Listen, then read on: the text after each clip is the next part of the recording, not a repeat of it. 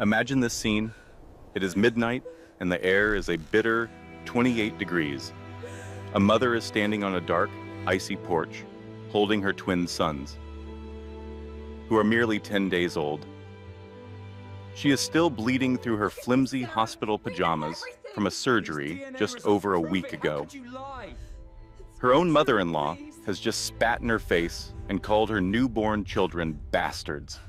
Then her husband, the man she promised her life to, physically pushed her outside, bolted the door, and killed the lights, leaving his new family to freeze in the dark. All she had was $43. At least that was their assumption. What they failed to realize was that she owned the very house they kicked her out of, not to mention a vast portfolio of commercial real estate in the city. She is a billionaire who had been faking poverty for the last 4 years. All of it was to find a love that was real. But that night, the charade was over, and the payback she unleashes on them is so meticulously savage, so perfectly legal, and so unbelievably gratifying, you will find it hard to believe it's a true story. If you have ever felt the sting of betrayal, been completely underestimated, or been discarded by the people who were supposed to cherish you, you must watch until the end. Believe me, you need to witness how this billionaire made them regret everything. And if you are a fan of revenge stories where justice prevails, please hit the like button this instant. Leave a comment telling me what you would have done in her shoes, and subscribe so you don't miss more stories like this one, because you will be floored by what happens next. This story is more than just revenge. It is a powerful lesson about self-worth, about never letting anyone define your value, and about the incredible strength that lives inside every woman who has been told she is nothing.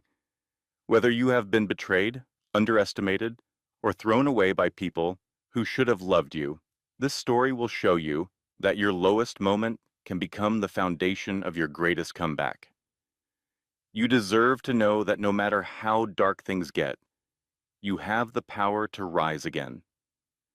Allow me to take you back to how it all started. Allow me to take you back to how it all started.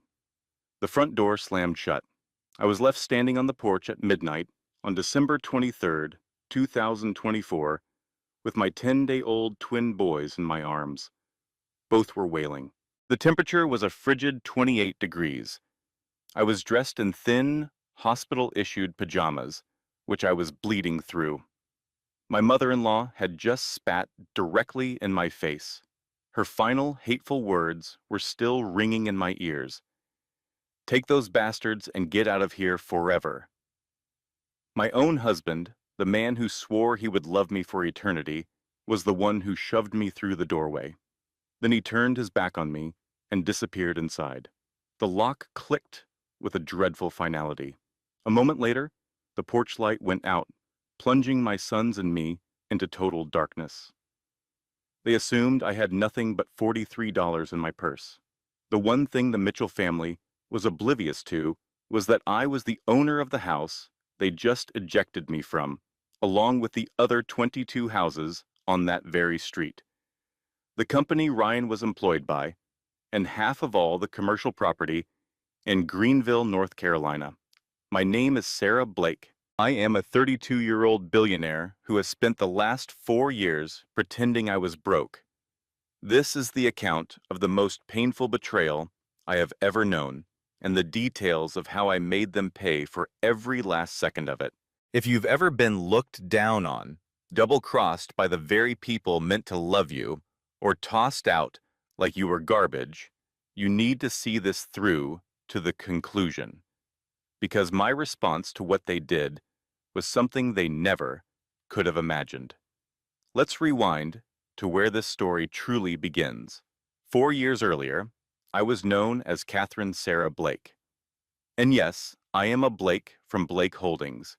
At the age of 28, I went from wealthy to a billionaire in a single day when I took my parents' struggling software company public. My parents, Andrew and Catherine Blake, had created a small software business in Boston way back in 1995 for property managers. It was nothing special, just a basic tool that allowed landlords to keep track of rent and service calls. In 2017, they were killed when their plane went down. It was a private jet in a storm, and they never made it home.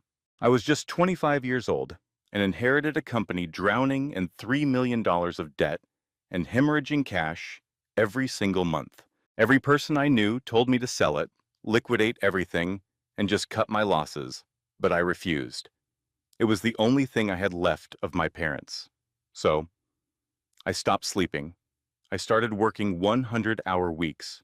I taught myself how to program artificial intelligence. I completely reinvented the entire platform. I developed Blake OS, an AI capable of predicting building maintenance, calculating the best rental prices, and managing entire property systems without human help. By 2020, we had secured contracts with management firms in 43 different states. In March of that same year, our company went public. I officially became a billionaire at 28. Forbes magazine dubbed me the prop tech princess. Fast Company said I was a genius. I had everything a person could want, yet I felt I had nothing at all. That is because 6 months before the company's initial public offering, I learned that my fiancé Marcus had a plan to marry me, immediately file for divorce, and attempt to take half of my entire fortune. He had been scheming with his attorney for months, had falsified documents, and was preparing to argue that he had been instrumental in the company's success. He almost got away with it. We exposed his plot only 3 days before we were supposed to get married. The criminal trial was an absolute nightmare. The media was a circus. My picture was plastered on every tabloid. Tech heiress, targeted by gold digger, fiancé. I was on the witness stand for 6 days. He received a 5-year sentence for fraud and attempted grand theft. But a part of me broke during that trial. My trust. I could no longer trust anybody. I quit dating. I lost all faith that someone could love me for who I was. People only saw my wealth. They only cared about what I could do for them. So, in the year 2021, I made a radical choice.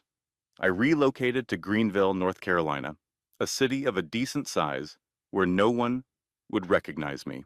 I fabricated a new life story. I introduced myself as Sarah Blake, a freelance copywriter.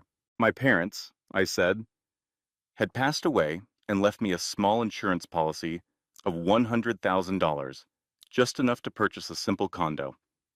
That was the story I told. My lawyer, David Harrison, and my personal assistant, Emma Rodriguez, were the only 2 people who knew my actual identity. I tasked them with handling my real life, from the board meetings and the investments to the whole empire, while I made an attempt at living like an average person. All I wanted was to see if somebody could fall for the ordinary Sarah. Sarah, the writer. Sarah, who had a used Honda Civic. Sarah, who used coupons and worried about how high her power bill was. I just wanted to be valued as a human being, not as a bank account that could breathe. I met Ryan Mitchell in September of 2021 during a charity event for the Greenville Public Library. I attended because I've always loved libraries. They were my sanctuary when I was a child. He was there as a weekend volunteer who read stories to the kids. I watched him that afternoon before we were formally introduced.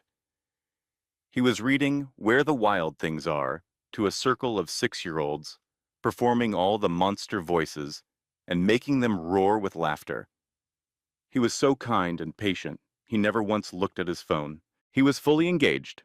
When we finally got a chance to speak, he asked about my profession. I told him I was a copywriter. He simply said, "That's neat. I'm in property management. It is not very glamorous, but it pays the bills." He made no effort to impress me. He did not brag at all. He asked me questions. He actually listened to my answers. We had coffee after the event ended, which turned into dinner the following week, and then we went to a movie. And slowly, with extreme caution, I allowed myself to develop feelings for him. Naturally, I had Emma perform a thorough background check. I am not naive. Ryan Mitchell's record was clean. He had no criminal history, paid his taxes, had no debt besides his student loans, and possessed a good credit score. He was an employee at Hudson Property Management, which, in a twist of irony, was a subsidiary of one of my own holding companies. It was buried under so many corporate layers that not even Ryan's own boss knew who the true owner was. I observed him for 6 months before we became an official couple. I had to be sure, and he seemed completely authentic. He always paid for our dates, even when I knew he was on a tight budget. He remembered the little things I would mention offhand. He was understanding when my anxiety made me seem distant. He never pressured me. After we had been together a year, I came close to telling him the truth on more than a dozen occasions. But every time I was about to, I would think of Marcus. I would see the look in his eyes the moment he knew I had found out about his scheme. The chilling emptiness, the cold calculation, the raw greed.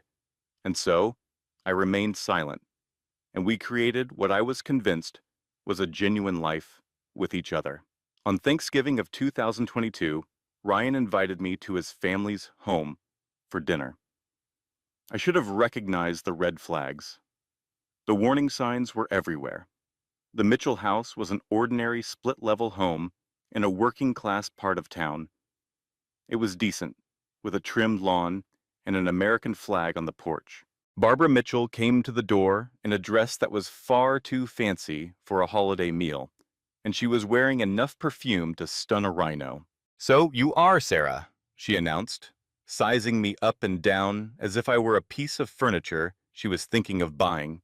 "Ryan has shared so much about you."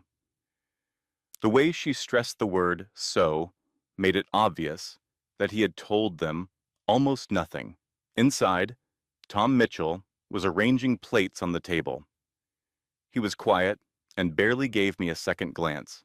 Melissa was there, with her husband at the time, Derek. She gave me a hug, but it was the kind of hug where you keep your distance. She leaned in close and whispered, "Your outfit is cute. Did you get it at Target?" She did not mean it as a compliment. Dinner was incredibly awkward. Barbara began her interrogation right away. "So, where did you grow up?" "Around Boston." "Oh, that's fancy. And what about your parents?" "They passed away some years ago." "Oh." She paused for effect. "Did they leave you with anything?" Ryan cut in. "Mom, stop." "What?" "It is a perfectly normal question. I am just trying to get to know the girl." She then inquired about my job. When I told her I was a freelance copywriter, she let out a small, dismissive laugh. "So you are a work-from-home person? That must be very nice, very flexible." She paused. "It is not really a career, though, is it?" I replied, "It pays my bills." "Well, that is a good thing, because Ryan's paycheck is certainly not going to support a family of 4. She smiled as she delivered the line like it was a joke. It was not a joke. Melissa then added, "Sarah, that is a lovely bracelet. Is that real silver?" The bracelet was, in fact, made of platinum and was worth $12,000. It was a gift I had bought for myself, but I had learned to pretend my expensive items were fake. "No, it is just costume jewelry," I lied. "Oh, it looks so authentic. You have such wonderful taste for someone on a tight budget." The rest of the night was exactly like that, a constant stream of little digs and passive-aggressive remarks. Barbara grilled me on every blonde thing: where I lived, the car I drove, how I spent my free time, and if I went to church. When I told her that I was not very religious, her reaction was an audible gasp. She then said, "Oh, Well, Ryan was raised in the church. Our faith is very important to us. Ryan made a weak attempt to defend me. Mom, not everyone is like that, she continued. I am just saying it would be good for her soul, and for both of their souls, if they intend to be serious. On our way home, I told Ryan that his family was a bit overwhelming. They are just protective, he explained. They will warm up to you. Let me tell you, they never warmed up to me. We became engaged in June of 2023. Ryan proposed at the Botanical Gardens in a way that was simple, sweet, and did not cost a lot of money. I truly loved him for that. He was not trying to impress me. He believed a picnic with his grandmother's ring was the essence of romance, and it was. The wedding was a small affair in September 2023, with just 40 people attending. I paid for the entire event, telling Ryan I had been saving for years and wanted to treat us. The venue cost $8,000. I had spent more than that on a handbag just the month before, but he was unaware of that fact. Barbara found fault with every single one of my decisions. My dress was apparently too modern. The flowers were supposedly too expensive. The venue was far too casual. She kept asking why we were not getting married in a church and what other people would think. At the reception, she offered a toast that concluded with, "Welcome to the family, Sarah. I hope you will be a good wife to my son. And always remember that family always comes first." The way she emphasized the word family made her message perfectly clear. She was referring to her family, not to me. Despite all that, the first year of our marriage was genuinely wonderful. Ryan was everything I had ever hoped for in a partner. We shared so much laughter. We took several trips, small getaways, that he believed I was financing with credit cards. I took him to places like Maine, Charleston, and Nashville. We started building a life together. For a while, I almost forgot that my entire life was a carefully constructed lie. Almost. We were renting a small, charming house with 3 bedrooms, about 1,500 square feet. The secret Ryan did not know was that I actually owned it through a shell corporation, so I was essentially paying rent to myself. I had purchased the entire neighborhood as an investment back in 2020. Our life together felt simple and completely normal. I managed my freelance work, which involved disappearing into my office for hours at a time. Ryan assumed I was writing marketing copy. In reality, I was managing a billion-dollar empire through video conferences with my top executives. I truly believed I could maintain this double life indefinitely. I thought I could be both the powerful billionaire CEO and the simple, loving wife. But then I became pregnant, and my entire world changed. It was March of 2024. I had been feeling completely drained and nauseous. A home pregnancy test came back positive.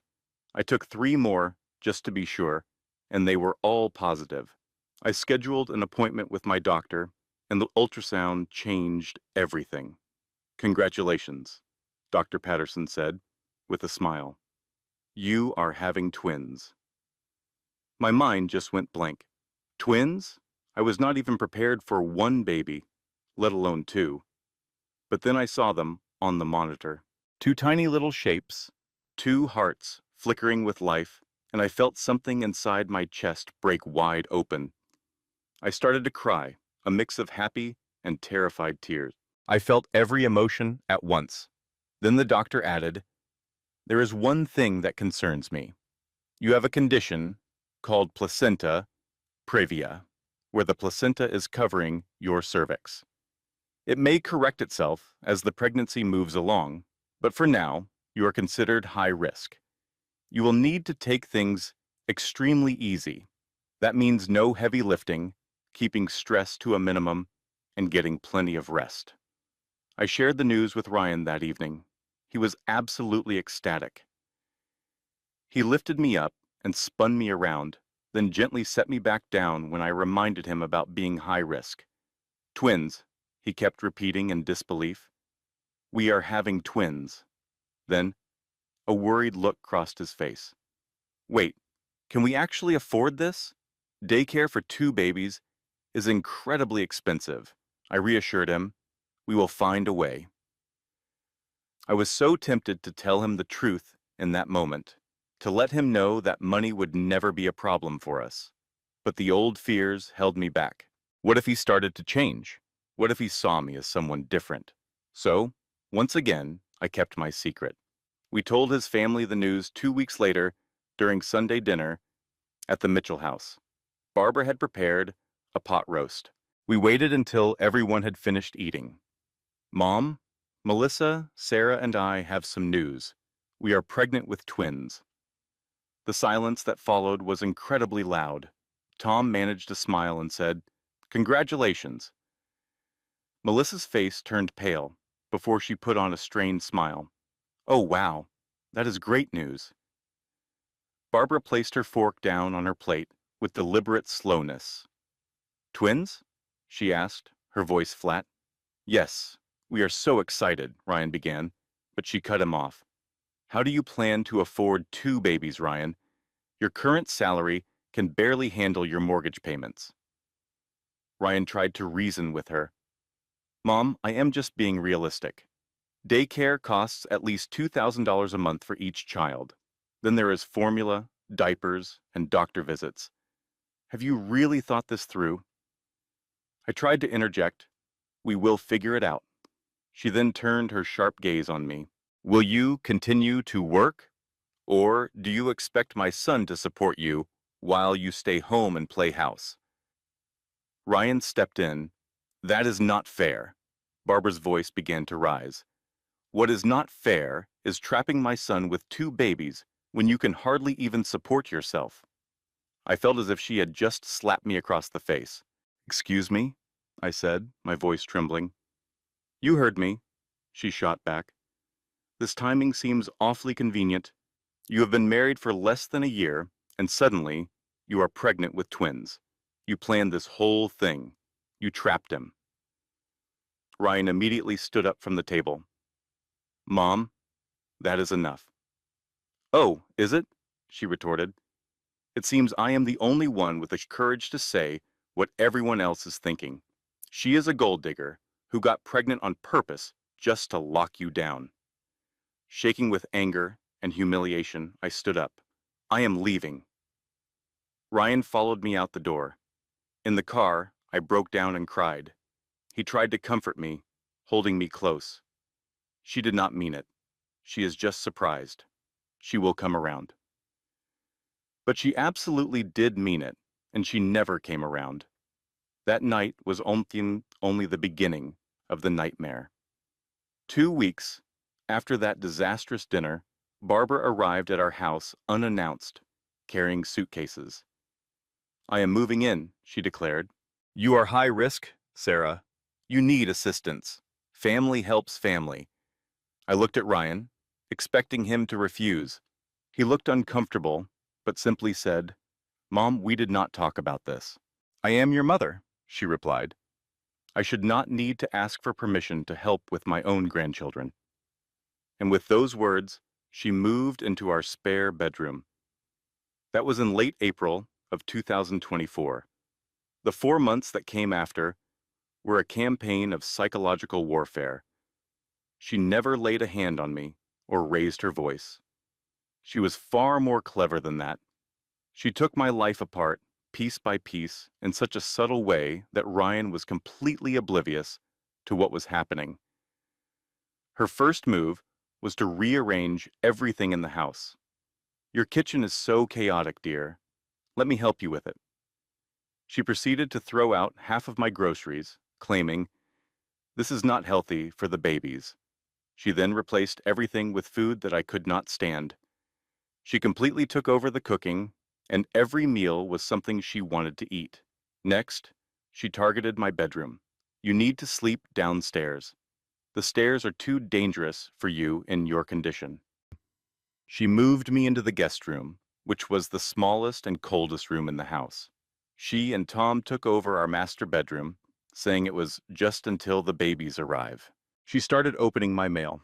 "I am just trying to help you stay organized," she would say. She asked intrusive questions about my personal bank accounts. "What if something were to happen to you? Ryan should be listed on all of your accounts for emergencies." I finally refused. That was the first time I truly stood up to her. "No, my accounts are my own business."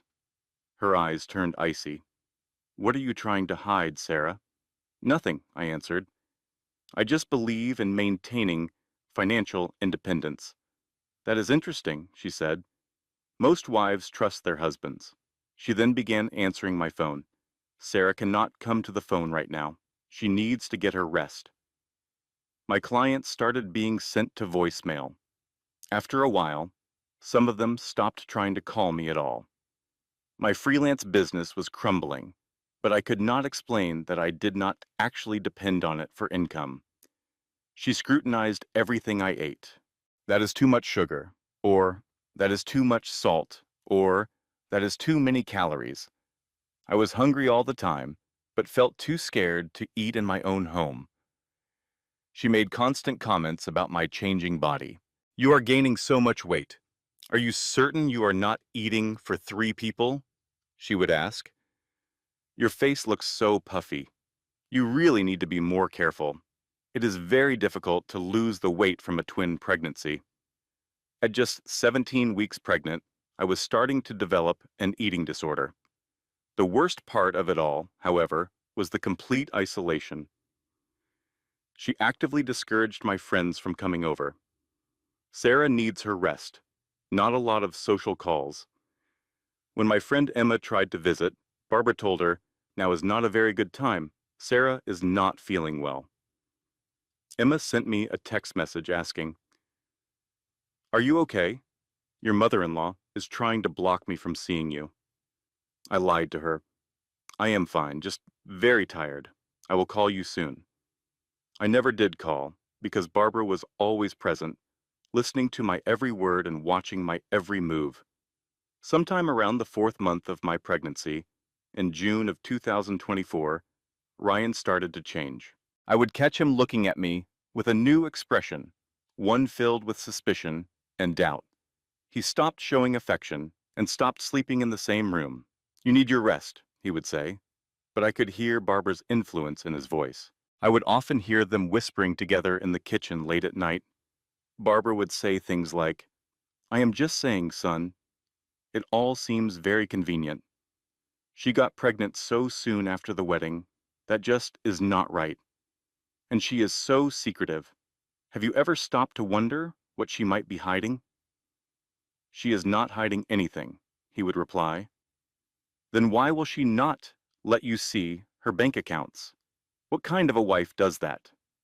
Melissa started visiting all the time now. She had moved back in with Barbara and Tom following her divorce. She was at our house every single day, adding her own venom to Barbara's. "I am just worried about Ryan," she would say, loud enough for me to overhear. "Sarah just seems so secretive. What if those babies are not even his?" I finally confronted Ryan one night. "Your mother and your sister are turning you against me. They are just concerned," he said. "Concerned about what? I have not done anything wrong." "Then why will you not let me look at your bank statements?" he demanded. "Because they are mine," I said. "Because I deserve to have some privacy in my own marriage." He replied, "Most marriages do not have secrets, Sarah." "I am not keeping secrets," I explained. "I am maintaining boundaries. There is a very big difference." But he could not see the difference at all. With each passing day, he grew more distant. He started working late, getting home after I had already gone to sleep and leaving for work before I woke up. We were living like roommates, not like a married couple. In early July, I started noticing strange things. There was a car parked across the street that seemed to be there far too often. I had the feeling someone was following me to my doctor's appointments. I saw a man holding a camera at the grocery store. I was being followed. I went directly to Barbara and confronted her. "Did you hire someone to follow me?" She did not even bother to deny it. I am protecting my son. If you have nothing to hide, then you have nothing to worry about. This is insane, I told her. What is insane, she's countered, is a woman who will not share her financial information with her husband. What is insane is all of this secrecy. What are you hiding? I confronted Ryan directly. I said, Sarah, your mother hired someone to follow me. He looked away, clearly uncomfortable, but he said nothing to defend me. Instead, he asked, did you give her a reason to be suspicious? I was his wife. I was pregnant with his children. That should have been all the reason he needed to trust me. He just replied, then prove it. Let me see your bank statements. I refused. He demanded to know why, because if I showed him, our fantasy of a normal marriage would shatter. He would know my secret, and I wasn't ready, so I just stood there in silence. He took my silence as an admission of guilt. It was July 28th, 2024, and I was 24 weeks pregnant.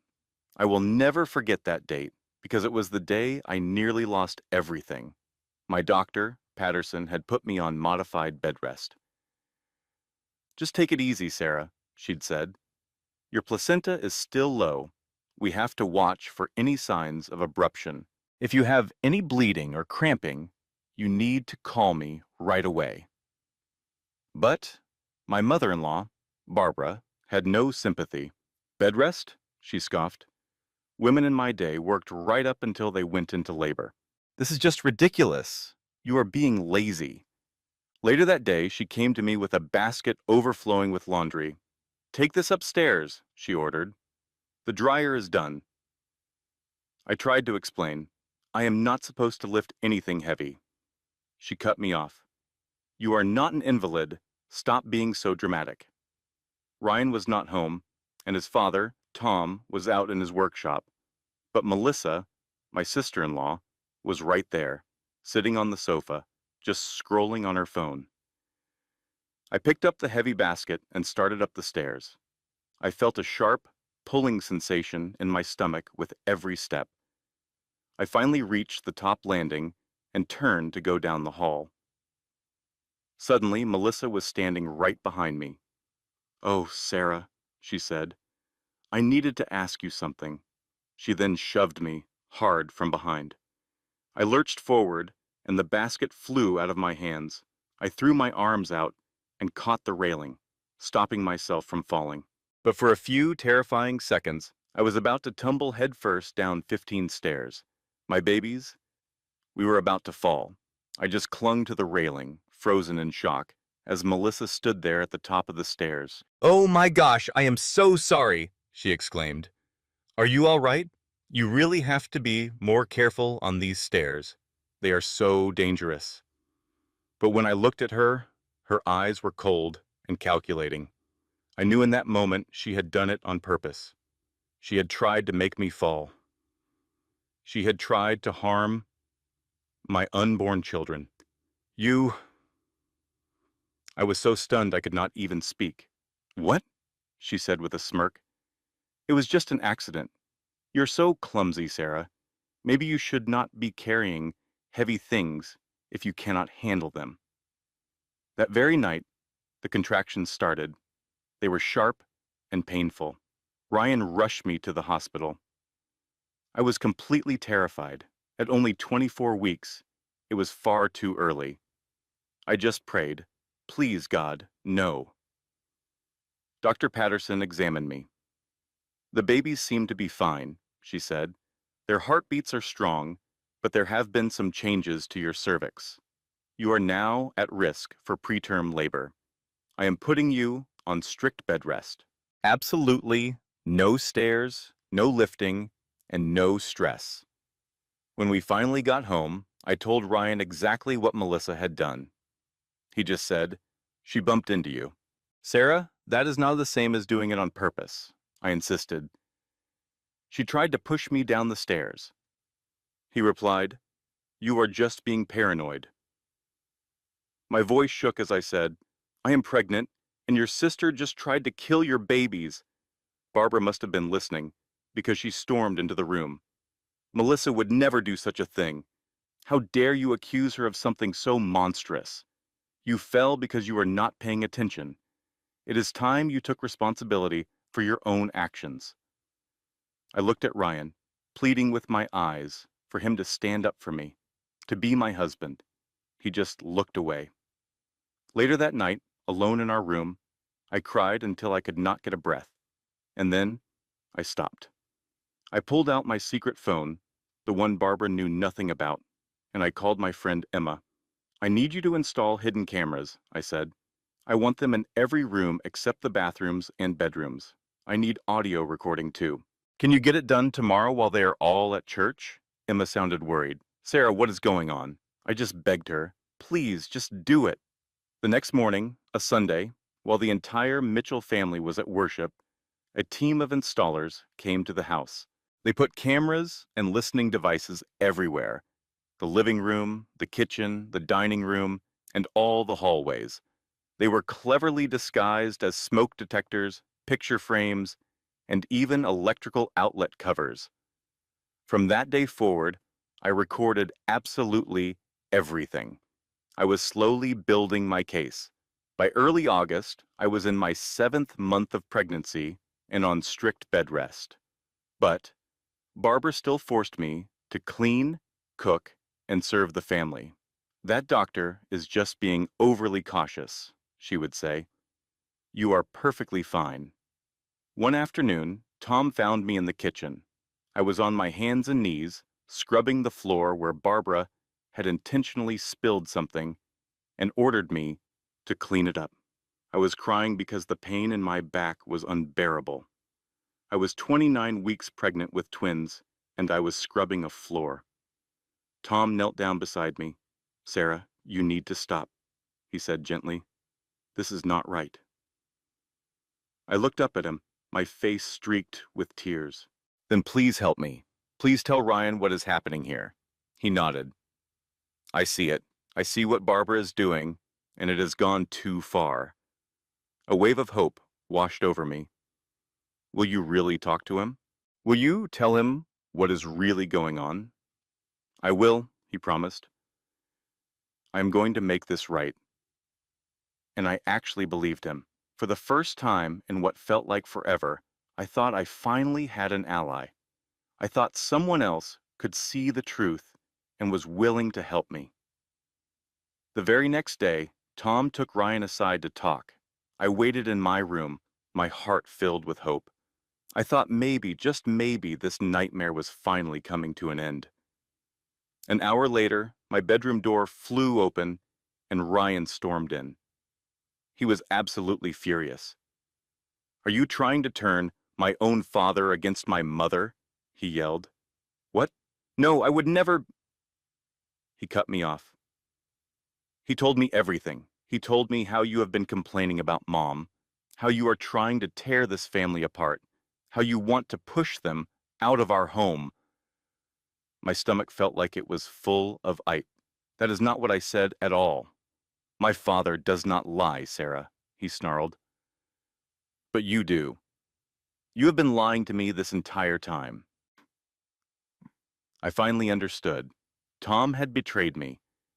He had gone straight to Barbara and told her everything I had said. And then Barbara had twisted my words, painting me as the villain. A little later, I saw Tom in the hallway. He refused to even look at me. Why? I whispered. He just stared down at his shoes. I am sorry, he mumbled. Barbara told me that if I took your side, she would divorce me. She said she would take the house, the money, everything. She threatened to make sure I never saw my own grandchildren. I just could not do it. I am so sorry. He quickly walked away, and in that moment, I knew I was utterly alone. No one was going to rescue me. Not Ryan, not Tom, not anyone. If I was going to get through this, I would have to save myself. The private investigator Barbara had hired, a man named Derek Thompson, was following me everywhere I went. He was there at my doctor's appointments, at the grocery store, and even on the short walks, I was allowed to take outside. Of course, he never found anything because there was nothing to find.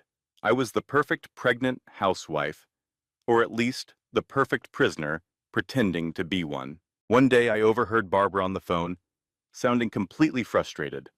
"There is nothing," she complained. "Absolutely nothing. You have to keep looking, too." "There has to be something," she insisted. "Nobody is this clean." But I was. At least, the version of me she knew, Sarah, the copywriter, was. That woman was boring, broke, and completely faithful. In late August, when I was 32 weeks pregnant, I heard a conversation that made my blood run cold. Barbara, Melissa, and Tom were all in the living room. I was supposed to be in bed resting, but I had hidden a small recorder in my pocket. Another one of my little secrets. I heard Melissa say, "The investigator did not find a thing. Maybe she really is faithful to Ryan."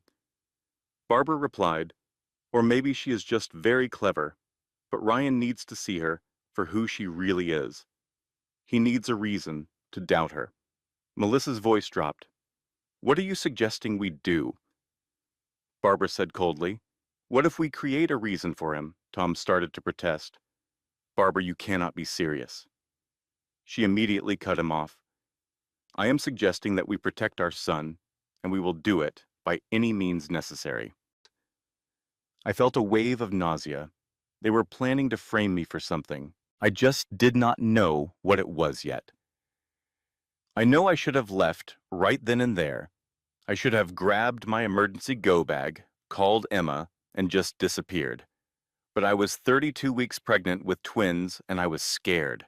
I was terrified of going into labor all by myself. I was afraid of the legal battles over custody that would happen if I left before the babies were born. And I was afraid that if I ran, it would just make me look guilty of something I had never even done.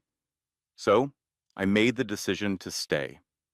That turned out to be the biggest mistake of my life. Melissa had a contact, a tech guy named Connor Briggs.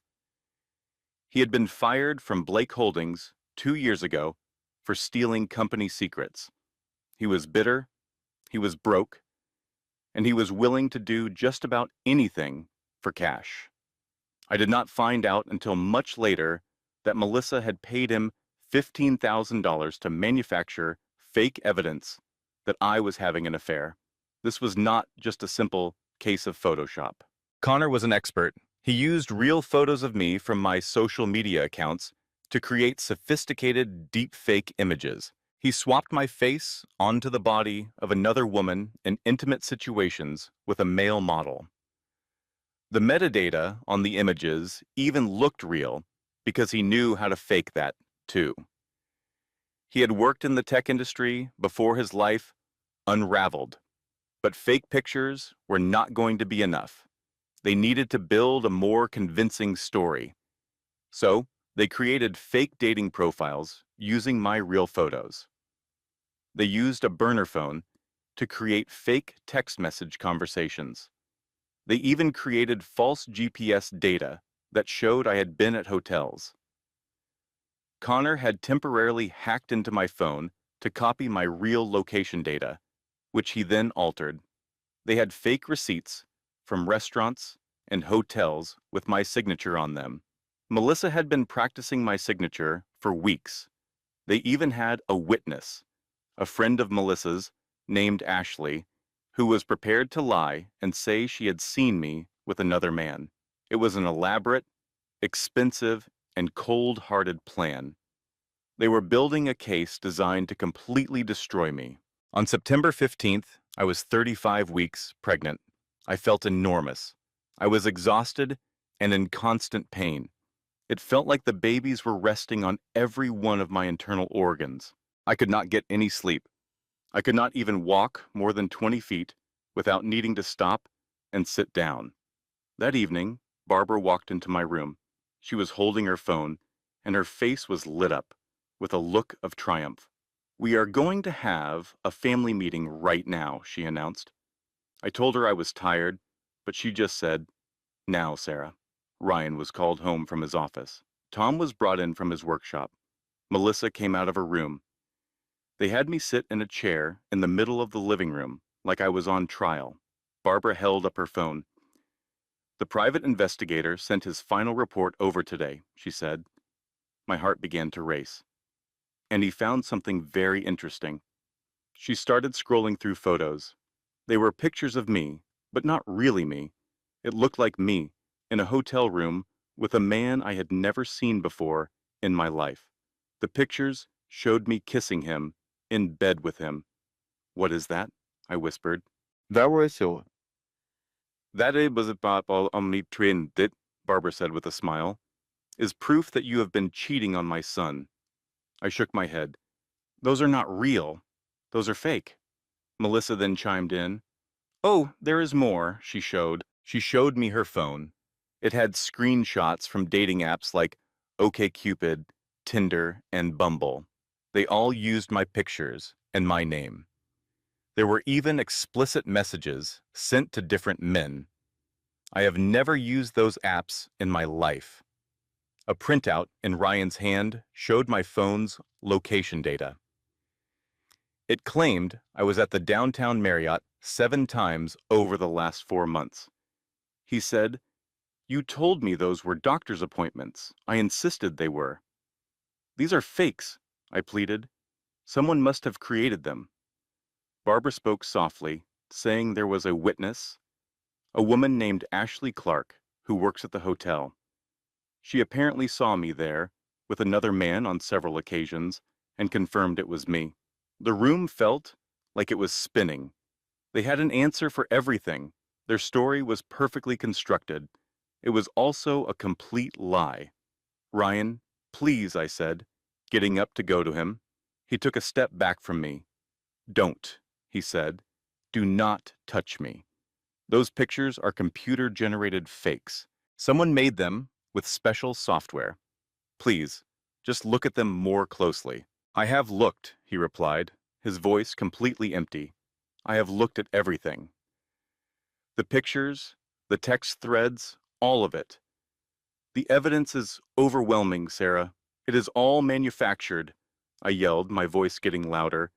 "Your mother and your sister are setting me up. They are trying to get me out of your life. They hired someone to do this." "Listen to yourself," Barbara said in a calm voice. "You sound completely insane. You sound paranoid. Perhaps the pregnancy hormones are messing with your mind." "I am not crazy," I shot back. "I am being framed." Ryan refused to even make eye contact with me. "I want a DNA test after the babies are born.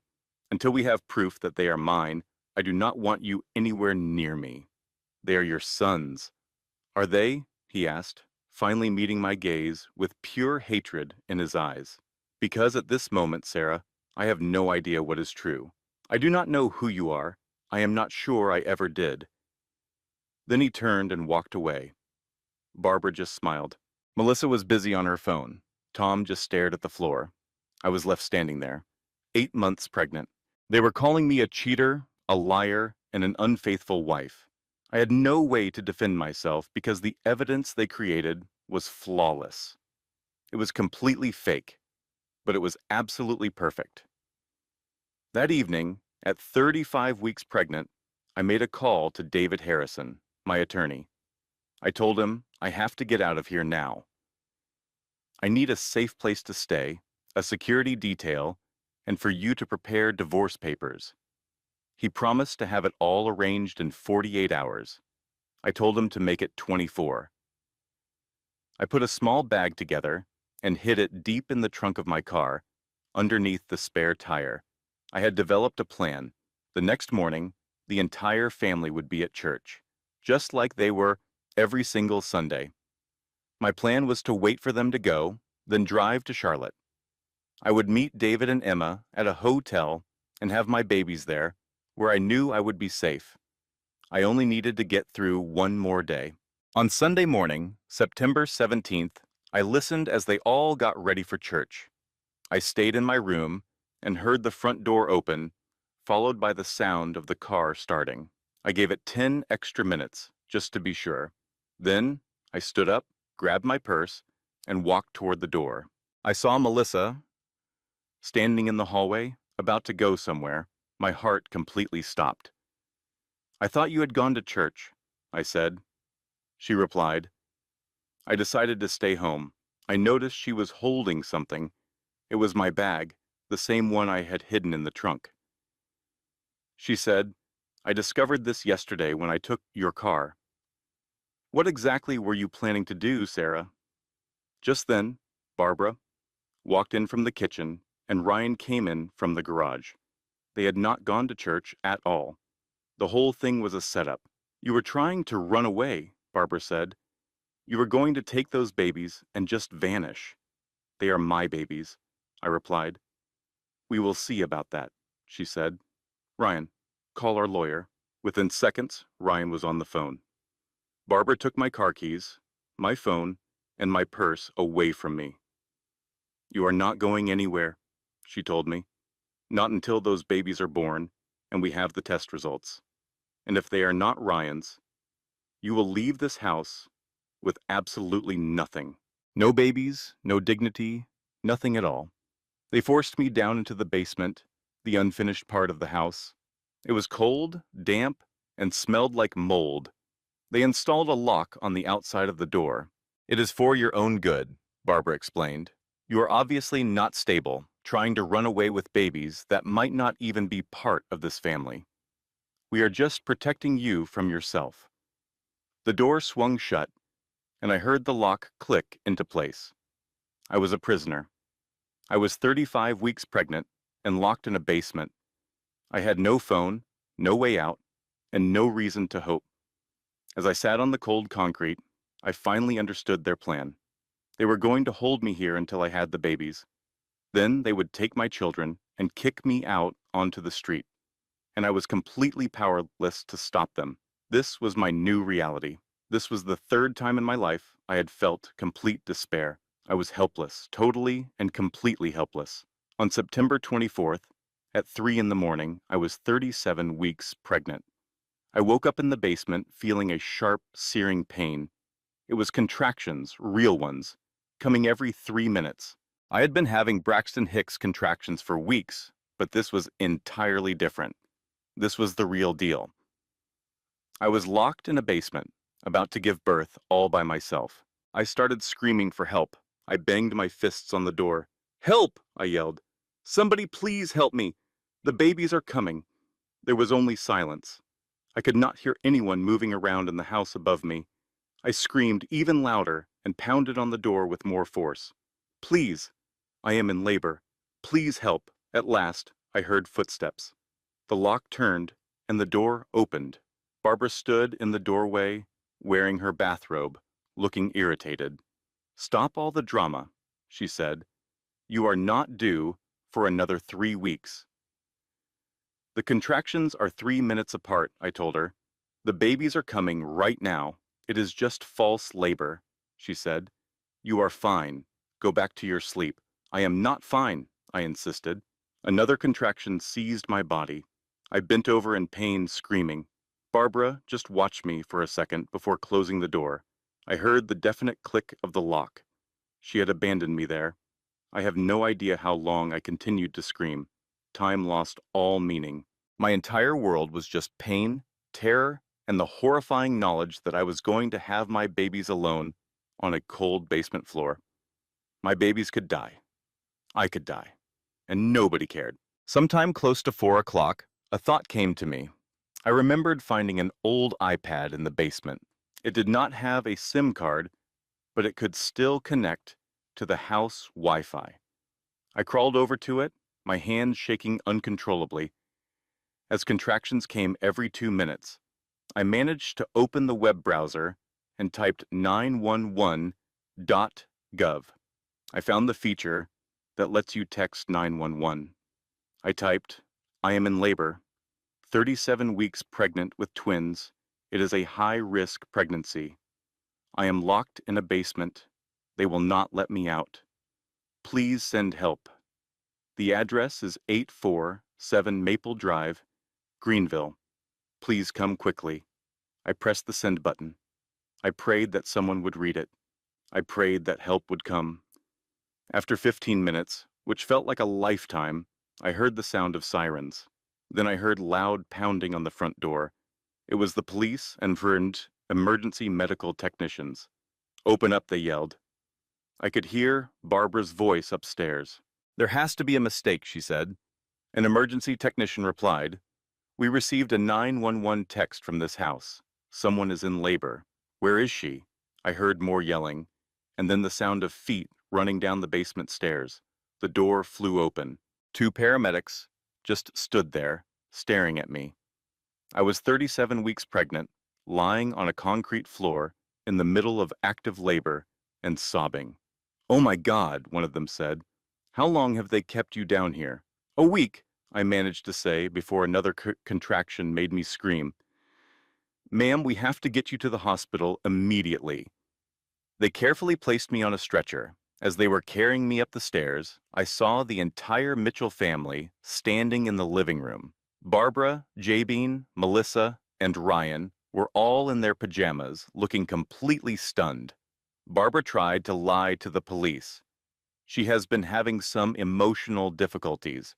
We were only trying to ensure she was safe. "You locked her in the basement?" the police officer asked, looking totally disgusted. "While she was in labor?" one of the emergency technicians added, turning to the family. "After we are done at the hospital, we will be filing a report with Child Protective Services. This is child endangerment." Ryan's face turned completely white. I ended up giving birth at Greenville Memorial Hospital. My labor lasted for 22 hours. Ryan finally made an appearance at hour 16. He was drunk. I could smell the whiskey on him from the other side of the room. "Are you actually drunk right now?" the nurse asked him. "I needed something to help with my nerves," he replied. He looked over at me with cold, empty eyes. "As soon as this is finished, we are getting that DNA test done today." I was in too much pain to even try to argue. Another contraction hit me, and I screamed. "Do you want me to go?" he asked. Yes, I was able to get out. "Get out of here." He left. He did not come back. At 2:37 in the morning, on September 25th, my son Logan was born. He weighed 6 pounds and 2 ounces. He was perfect.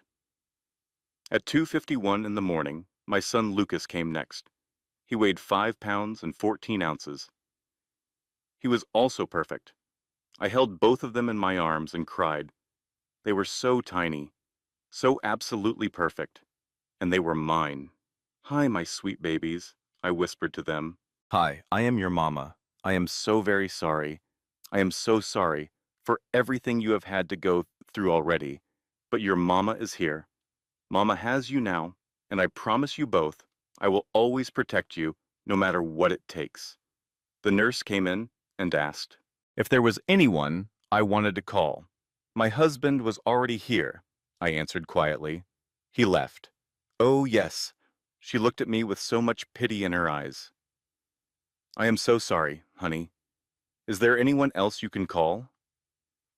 I thought about calling Emma, but my phone was still back at that house. They had taken all of my things. "No," I whispered.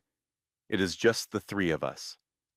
So there I was, sitting in that hospital room, by myself, with my 2 newborn sons. There were no flowers, no balloons, no visiting family, and no celebration. It was just me and my boys against the entire world. I stayed in the hospital for 4 days to recover from my C-section.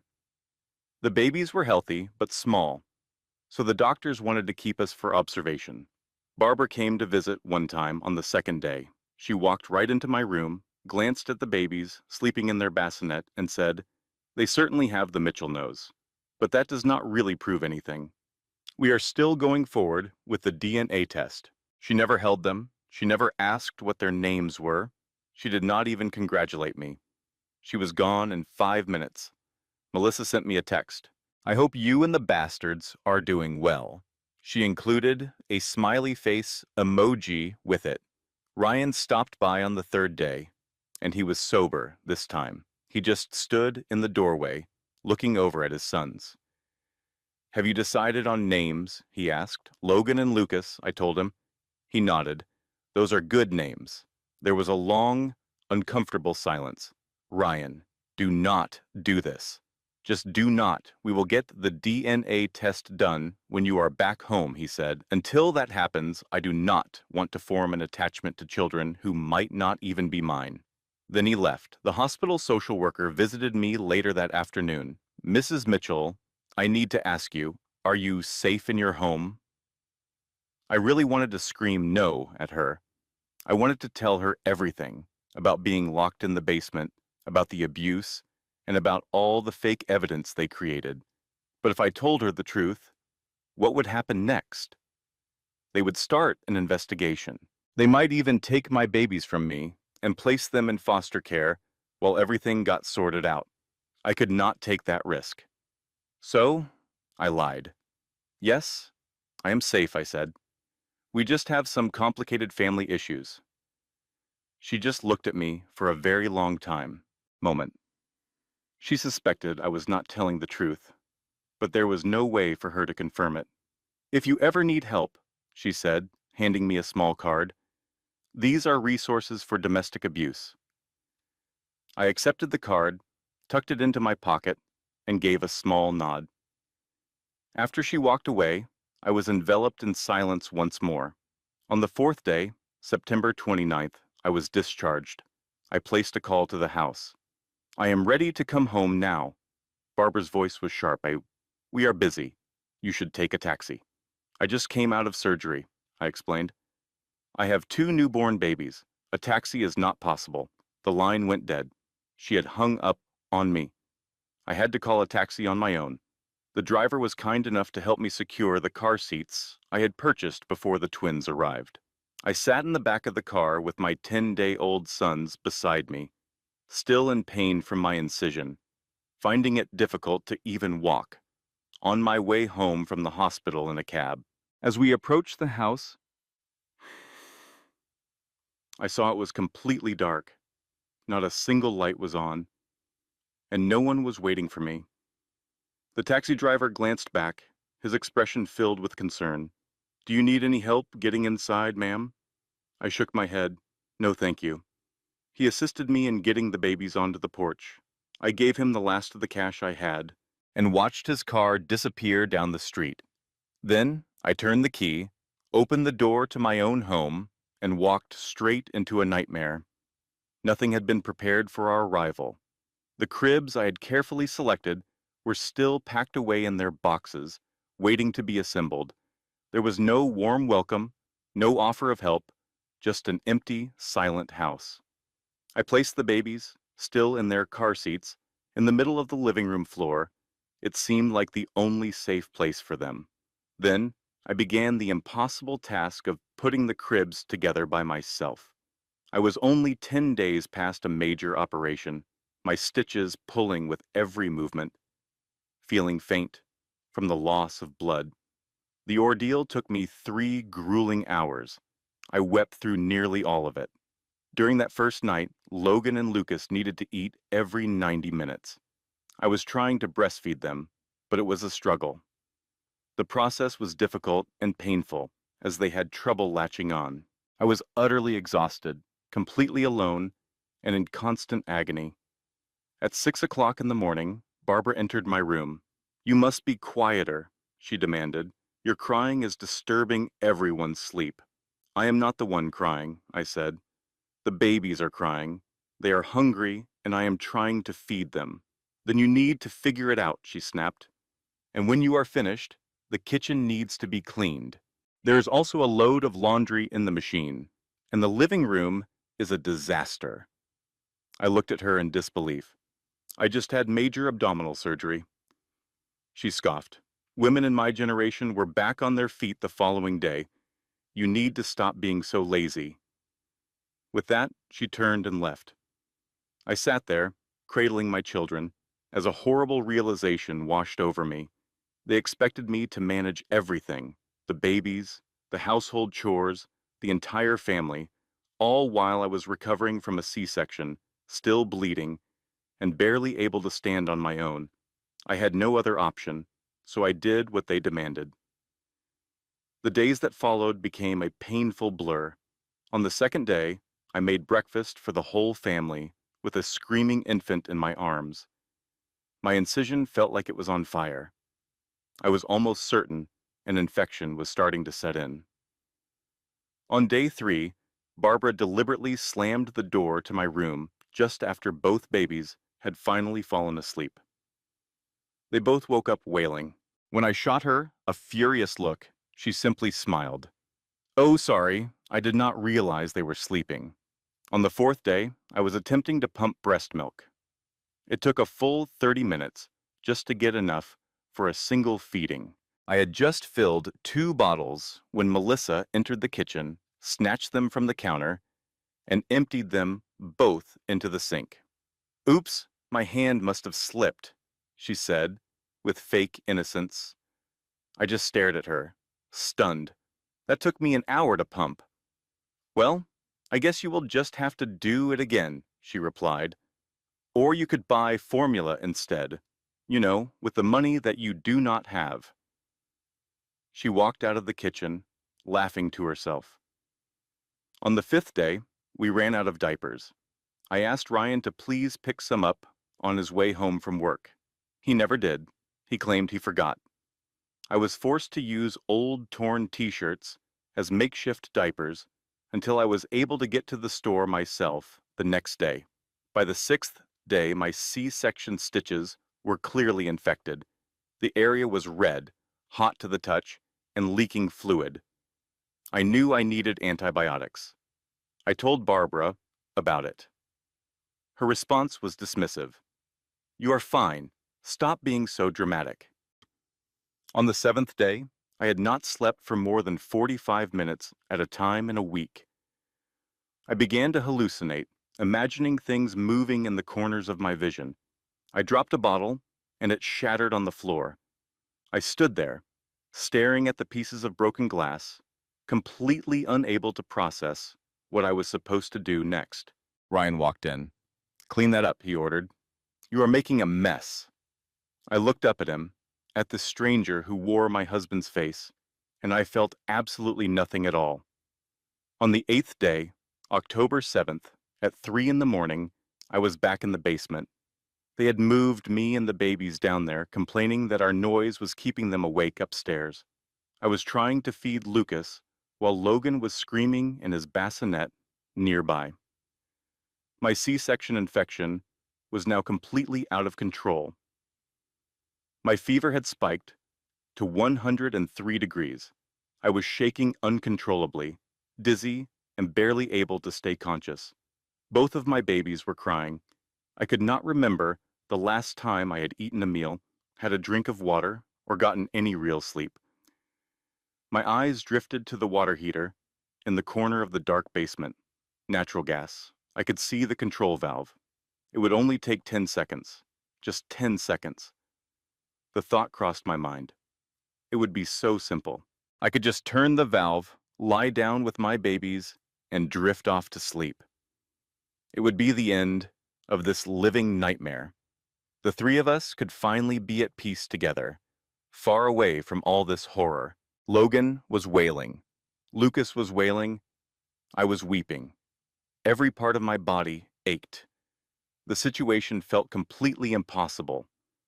My hand began to move toward the valve, and then Logan suddenly stopped crying. He looked directly at me with his wide blue eyes, the same eyes as Ryan's, and he made a soft, cooing sound. In that single moment, something inside of me broke apart and then instantly reformed into something stronger. "No," I whispered to him. "No, Mama is not giving up. Mama is going to fight. Mama is going to get us out of here." I summoned the very last bit of my strength and started pounding on the basement door. I beat on it and screamed for 20 minutes without stopping until my hands were completely raw. At last, Melissa threw the door open. "What is your problem?" she demanded. Then she saw me. She saw the high fever, the blood that had soaked through my clothes, and the screaming baby. For just a second, even she looked genuinely frightened. "I need to go to a hospital," I gasped. "The infection. I think I am dying. Please." She went and got Barbara. Barbara called 911, but she told the operator, "My daughter-in-law is being overly dramatic about some pain, but perhaps you should come check on her for the sake of the babies." For the second time in 10 days, I was back in an ambulance. Inside the hospital, the emergency room doctor was livid. He told me the incision from my C-section had a severe infection and that I had sepsis. "You could have lost your life," he said. "Who has been checking on you? Where is your follow-up medical care?" I just mumbled that I was too busy. "Too busy?" the doctor shot back. "You just went through major surgery. Where are your relatives? Who is supporting you?" Then the social worker appeared again. "Mrs. Mitchell," she said, "this is our second time seeing you in 2 weeks. On both occasions, we have observed signs of neglect. I need you to tell me the truth. Is someone hurting you?" I glanced over at my twin babies sleeping in the hospital bassinet. I imagined what would happen if I admitted the truth. Foster care, being separated from my children, endless legal fights. "No," I lied. "I just haven't been taking proper care of myself. I promise to do better." She clearly did not believe a word I said, but she lacked any proof.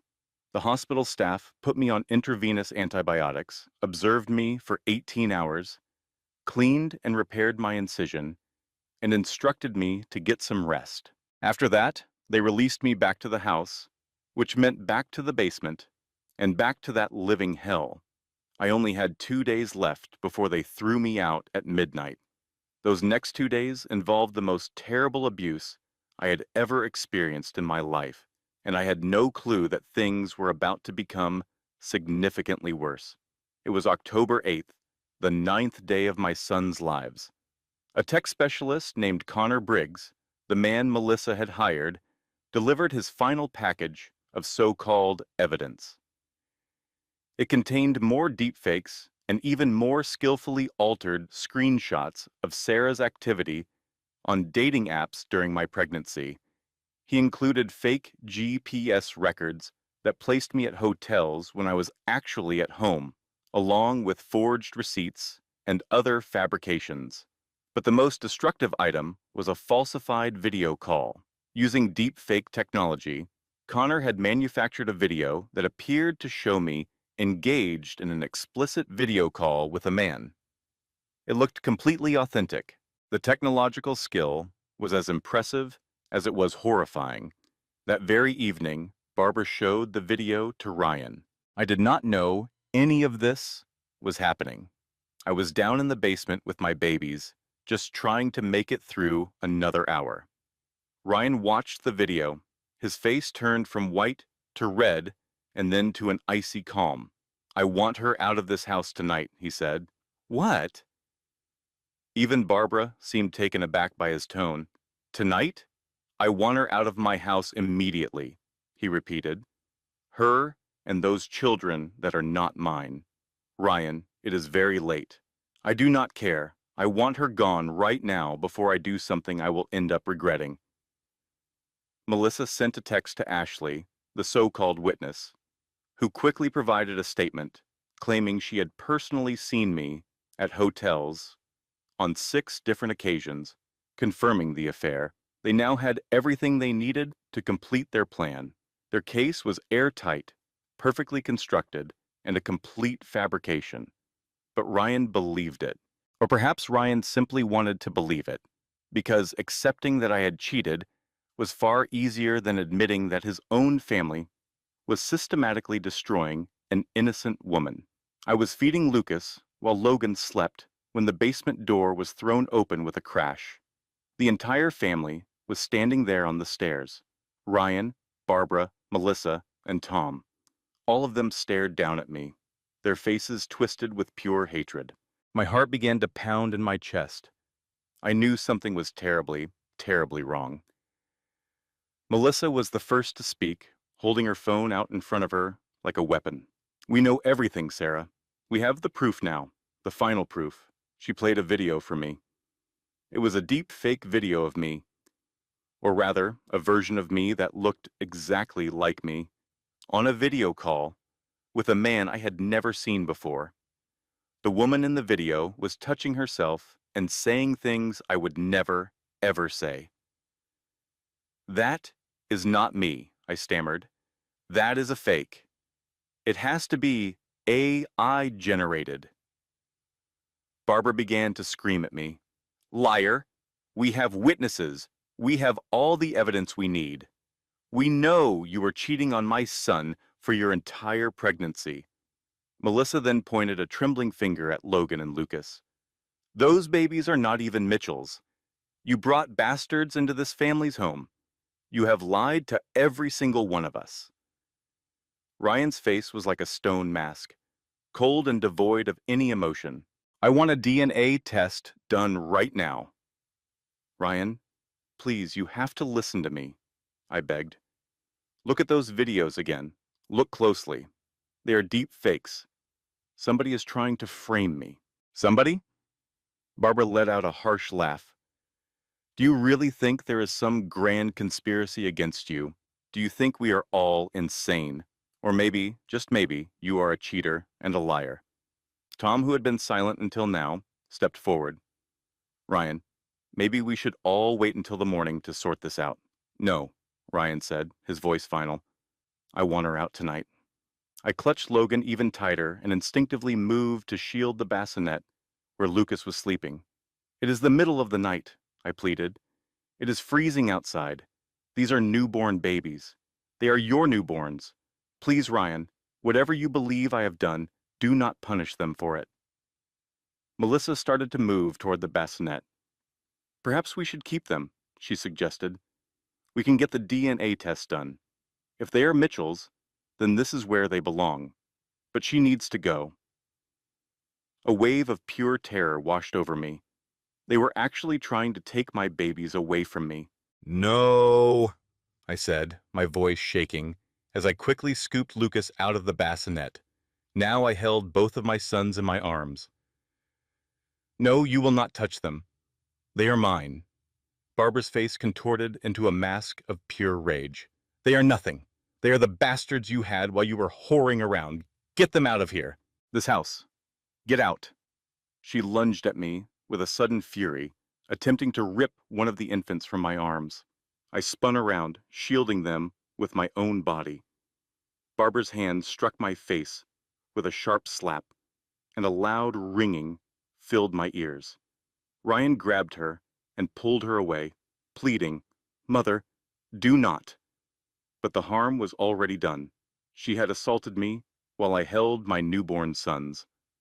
Tom swung the front door open, letting a blast of December cold rush into the house. The temperature had plummeted to 28 degrees. "Out" was the only word he said. I stared at Ryan a final time. This was my husband, the father of my children, the man for whom I had concealed my entire identity. "They are only 10 days old, Ryan." 10 days. It is the middle of winter. Please, we can arrange a DNA test for tomorrow. Please do not do this." For a brief moment, I saw something shift in his eyes, a flicker of doubt, maybe regret, perhaps even love. But then Barbara murmured something into his ear, and his expression turned to stone. He advanced toward me, placed his hands on my shoulders, and shoved. I staggered backward, moving unwillingly toward the open doorway. I struggled to stay on my feet, clutching my babies even more tightly. They began to wail, sensing the immediate danger. "Ryan." I begged him one last time. He pushed me again, this time with more force. Now I was on the porch, the wind slicing through my thin pajamas as my babies cried in the freezing air. Barbara materialized in the doorway behind him. She stared directly into my eyes, and then she spat. The saliva landed on my cheek, shockingly warm and repulsive. "You are nothing," she hissed at me. "You are trash, and trash belongs out on the street." The door slammed shut with a deafening crack. I heard the sound of several locks turning. Then the porch light clicked off. I was left standing in the freezing darkness, bleeding and exhausted, holding my 10-day-old sons.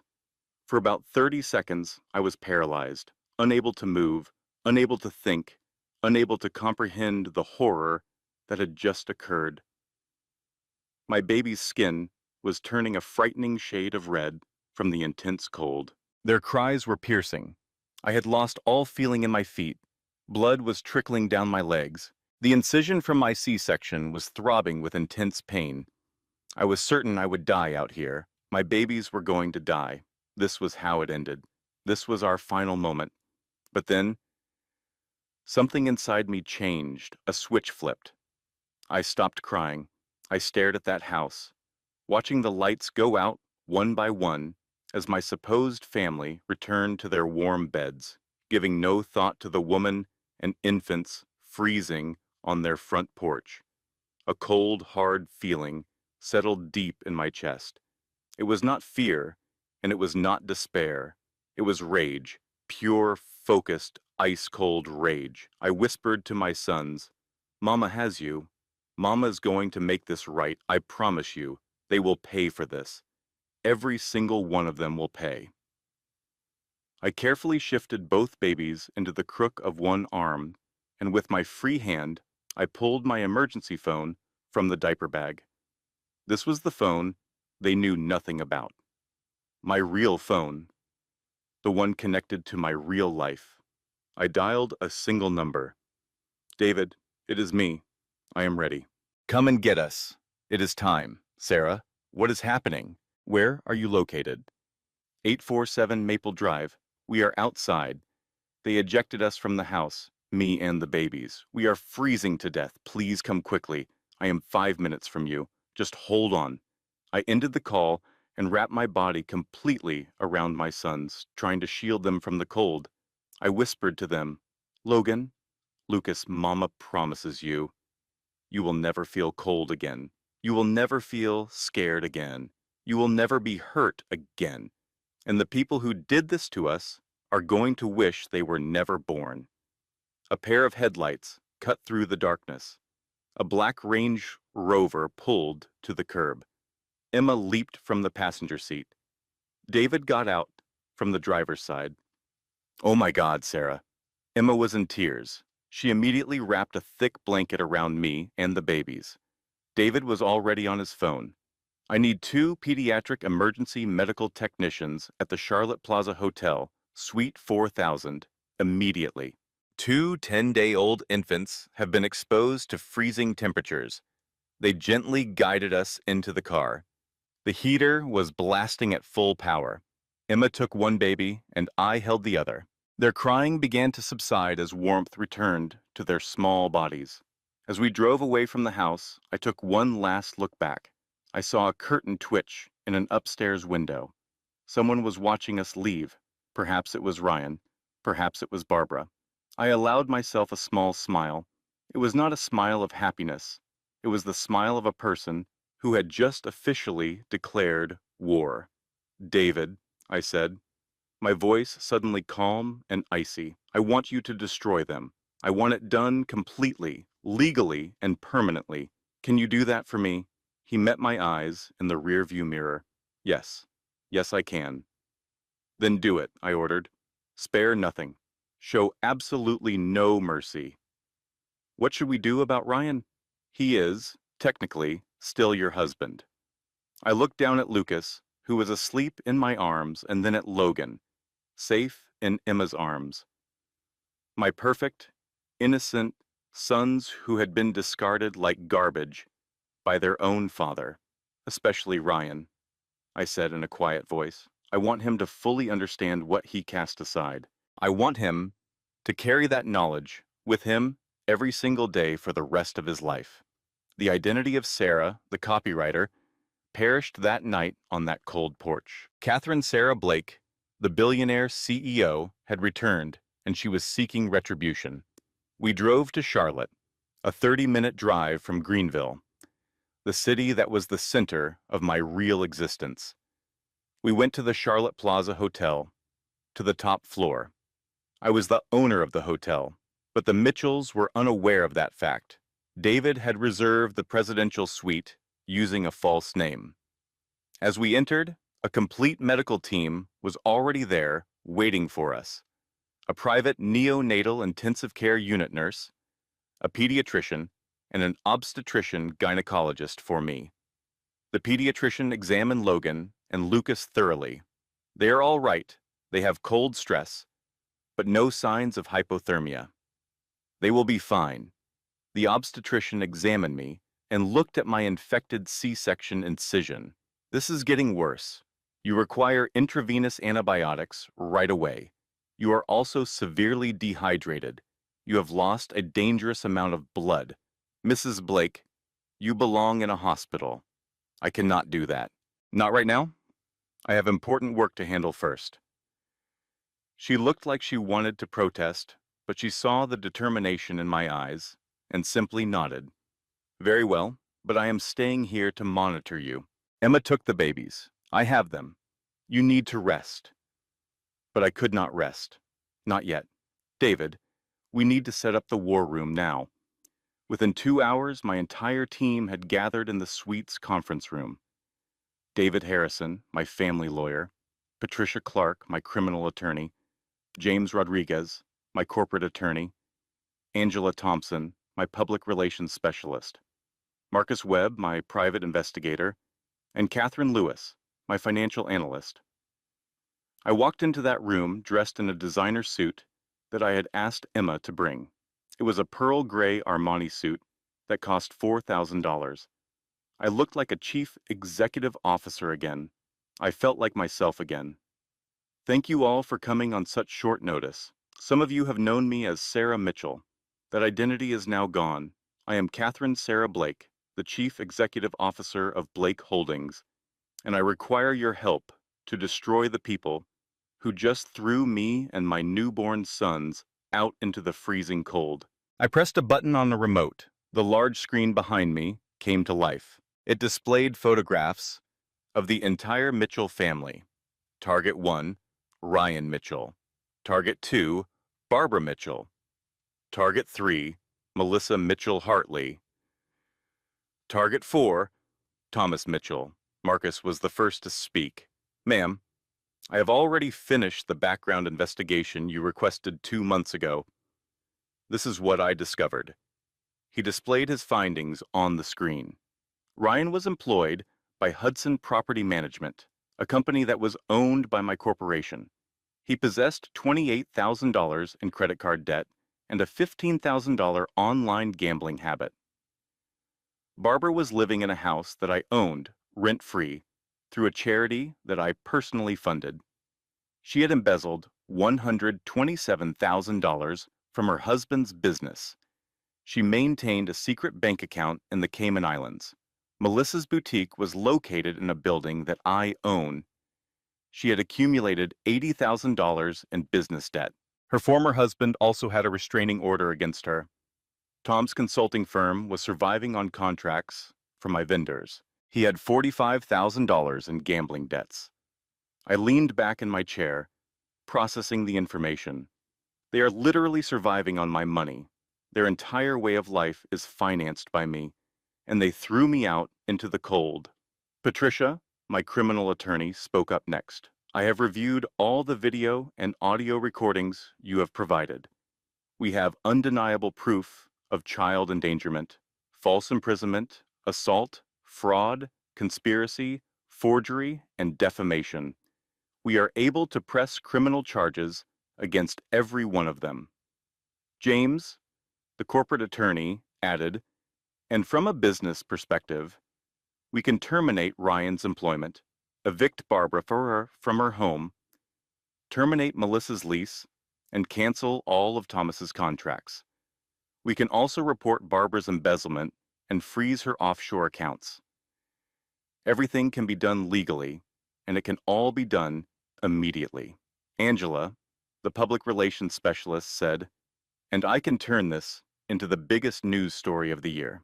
Billionaire chief executive officer, living as a secret housewife, abused by her in-laws, and thrown out with her newborn children. The video and audio evidence you possess is absolutely devastating. This story will become global news. I considered my options for exactly 3 seconds. Do all of it, I commanded. Do everything. I want them to wake up tomorrow morning to find their entire world has been destroyed. I want every action to be legal, fully documented, and made public. I want the whole world to know what they did. David looked at me with concern. Sarah, this is a very aggressive approach. We could resolve this quietly through the court system. I do not want quiet, I replied. I want them to be humiliated. I want them to be so completely ruined that their family name becomes a synonym for cruelty and stupidity. I want them to know exactly what it feels like to lose everything in a single night. The same way they tried to make me lose everything. Patricia nodded in agreement. Then we will begin tomorrow, December 24th. Christmas Eve. I smiled. That is perfect. Let them spend their Christmas in hell. On Christmas Eve morning, December 24th, Ryan woke up at 6 o'clock to the sound of his phone ringing. His boss was demanding that he come to the office immediately. He arrived at 7 o'clock. The expression on his boss's face was grim. Ryan, Hudson. Property management has been acquired by Blake Holdings. We are now under new ownership. They have conducted an audit of all employees. Your employment is terminated, effective immediately, for a severe violation of our ethical conduct standards. You were recorded ejecting your wife and newborn children from your home into freezing temperatures. Blake Holdings maintains a zero-tolerance policy regarding domestic abuse. Ryan's face turned pale. How did they know? Who told them? Your severance package will be $0 because this is a for-cause termination. Security will now escort you from the building. Ryan was walked out of his job at 7:30 on Christmas Eve morning. He had no job, no severance pay, and no future prospects. When he got to his car, he found an envelope tucked under his windshield wiper. Inside were divorce papers, child custody papers, and a short note. The babies are mine. You surrendered your rights as a father when you threw them out into the cold. DNA test. The attached results showed a 99.9% probability. You are the father. Congratulations.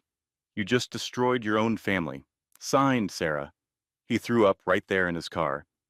At 8 in the morning, the doorbell rang while Barbara was making breakfast. A courier delivered a certified letter. It was a notice of eviction. The letter stated that her tenancy was terminated because of a fraudulent application for housing assistance. She had 72 hours to leave the property. She immediately called the property management company. There has to be some kind of mistake. There is no mistake, ma'am. The building was recently acquired by Blake Properties, LLC. Your application was found to contain false information. You have 72 hours. Who is Blake Properties? I am not at liberty to disclose that, ma'am. She hung up the phone, her hands trembling. 10 minutes later, there was another knock on the door. It was the police. Are you Barbara Mitchell? Yes. We have a warrant for your arrest on charges of embezzlement, fraud, and money laundering. They placed her in handcuffs and read her rights.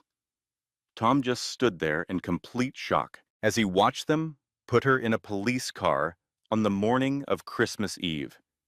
The judge set bail at $100,000, which Tom could not afford. She had to remain in jail. When Melissa arrived to open her boutique at 9, she saw an eviction notice taped to the door. The building had been condemned for multiple code violations. All tenants were ordered to vacate the premises immediately. She called the building's management office. What violations are you talking about? The new owners conducted an inspection. They found fire code violations, electrical hazards, and mold. The owner is Blake Commercial Properties. She stepped inside to start gathering her merchandise and saw another envelope. It was a civil lawsuit for defamation, fraud, conspiracy, and causing emotional distress. The plaintiff was named Catherine Sarah Blake. The damages being sought totaled $2.5 million. Attached were stills from the fake videos, bank statements showing her payment to Connor Briggs, and text messages between them. It was everything. She crumpled to the floor, They had proof. They had absolutely everything. Tom got 3 phone calls that morning. His top clients were all terminating their contracts. Then, his bank called to inform him his business loan was due in full. A company named Blake Financial Services had just acquired it. In just 3 hours, Tom lost 80% of his business income and was now facing a 6-figure debt that needed to be paid immediately. He called Ryan. "Something is happening. Someone is coming after us." Ryan's voice sounded empty. "I know who it is." "Who?" "It is Sarah." "Sarah is the one doing this." "Sarah? You mean your wife?" "Isham." "The copywriter? How is that even possible?" "I do not think she is a copywriter, Dad. In fact, I do not think we ever really knew who she was." They all met at the house. Tom, Melissa, and Ryan. Barbara was still in jail. They gathered in the same living room where they had schemed against me, the same room where they had called me trash. Tom was the first to speak. "Somebody named Blake is systematically ruining us." "Who in the world is Blake?" Melissa whispered to him. "Sarah's last name is Blake." The room fell silent. Ryan said, "No, that is impossible. She is a nobody." "Did you ever actually look at her bank statements?" Tom asked. "No." "Did you ever truly know her at all, Ryan?" Ryan's face fell apart. "Oh my God. What if we were wrong about everything?" Melissa took out her phone and searched for Catherine Blake, CEO. The search results appeared, showing Forbes articles, features in business magazines, and photographs. And there she was, Sarah. But in these pictures, she was wearing expensive designer suits, standing in front of skyscrapers and accepting awards. The headlines read, "PropTech Princess Catherine Blake takes company public at 28. Billionaire CEO of Blake Holdings, valued at $1.8 billion. Catherine Blake." The youngest self-made female billionaire. Melissa's phone slipped from her grasp. "Oh no. Oh no. No, this cannot be." Ryan grabbed her phone and stared at the screen, looking at his billionaire wife, that he had thrown out into the cold. This cannot be real. But it was. Every single article, every photograph, and every detail confirmed it.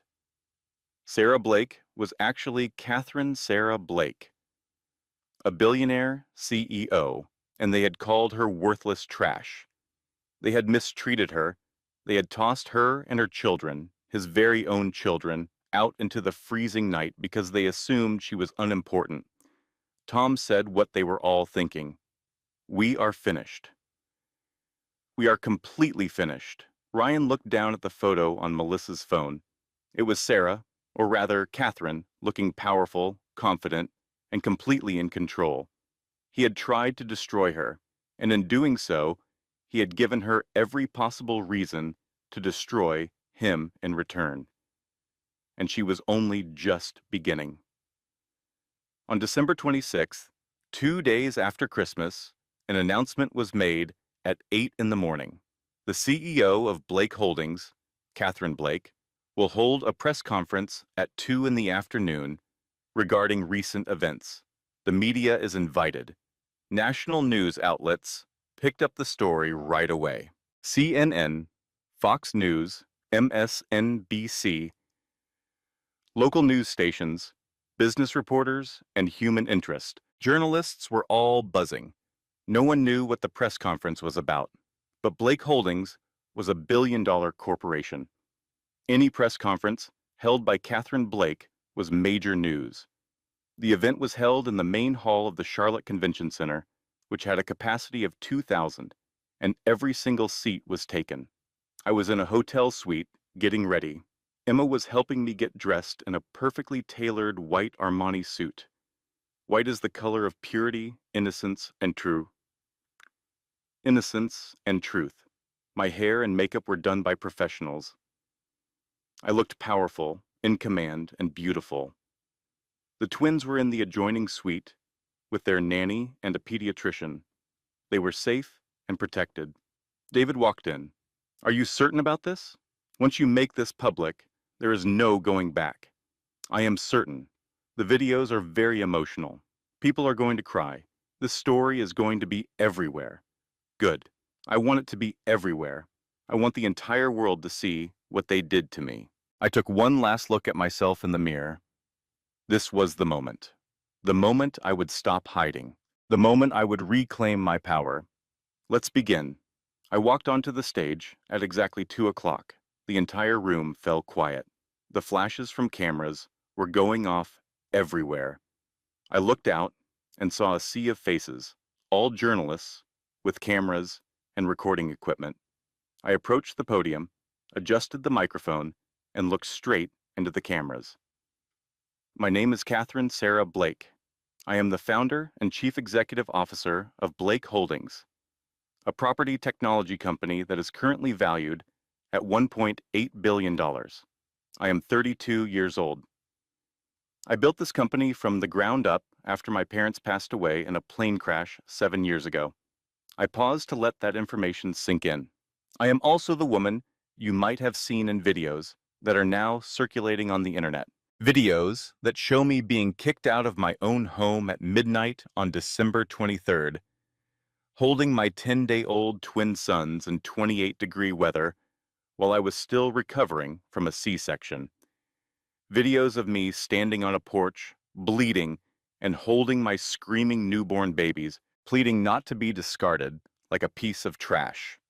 The room immediately erupted. Reporters shouted questions from all directions. I held up my hand. "Please allow me to tell my story first. Afterward, you may ask questions." The room became silent once more. 4 years ago, I met a man by the name of Ryan Mitchell. I told them the entire story. The choice to conceal my wealth, the mistreatment I endured during my pregnancy, the fake evidence, being locked in the basement, the birth of my children, and being thrown out of my home. As I told my story, the screens behind me came to life with hidden camera footage and audio recordings. The audience watched in horror as they saw Barbara pouring my breast milk down the kitchen sink as Melissa shoved me near the top of the stairs, and as Barbara locked me inside the basement. They watched as the family planned how to create false evidence against me, as they confronted me with it, as Barbara spit directly in my face, as Ryan pushed me out the front door, and as I stood on the porch with my babies in the freezing cold. By the time it was over, half the room was in tears. The other half looked absolutely enraged. After the videos concluded, I continued speaking. They threw me out because they chose to believe fabricated evidence that I had been unfaithful to my husband. They refused to even listen to me when I denied it. They chose to believe lies rather than trust the mother of those children. I paused for dramatic effect. What the Mitchell family did not know when they threw me out is that they were living in a house that I own. They were working for companies that I own. They were surviving on money that was provided by my own generosity. Their entire life was funded by me. There were gasps and murmurs from the crowd. Ryan Mitchell was employed by a company I own and had no idea. Barbara and Tom Mitchell were living rent-free in a house I own through a charity program that I created. Melissa Mitchell's boutique is located in a building that I own. Their very survival was dependent on my kindness. I let that fact sink in. Fact, sink, and they repaid my kindness by locking me in a basement, by creating false evidence of an affair, by throwing me and my newborn sons out into the freezing cold. On December 23rd, just 10 days after I gave birth, by C-section, while I was bleeding, had an infection, and could hardly even walk. My voice became lower and harder. I am not a victim. I am a mother who will always protect her children. I am a CEO who will not stand for abuse. I am a woman who will not be silenced or thrown away. I clicked to the next slide, which showed photos of Ryan, Barbara, and Melissa. Today, I am announcing that I am filing for divorce from Ryan Mitchell and seeking full custody of our sons. I am also filing criminal charges of child endangerment against Ryan, Barbara, and Melissa Mitchell. Criminal charges of fraud and conspiracy will be filed against Melissa Mitchell for creating the deep, fake evidence. Embezzlement charges will be filed against Barbara Mitchell for stealing $127,000 from her husband. And I am filing civil suits for defamation and emotional distress against all of the defendants. I am also terminating all business relationships with the Mitchell family and making a $5 million donation to establish the Haven House Foundation, which will be a shelter and support system for abused mothers and their children. The room erupted into chaos once more.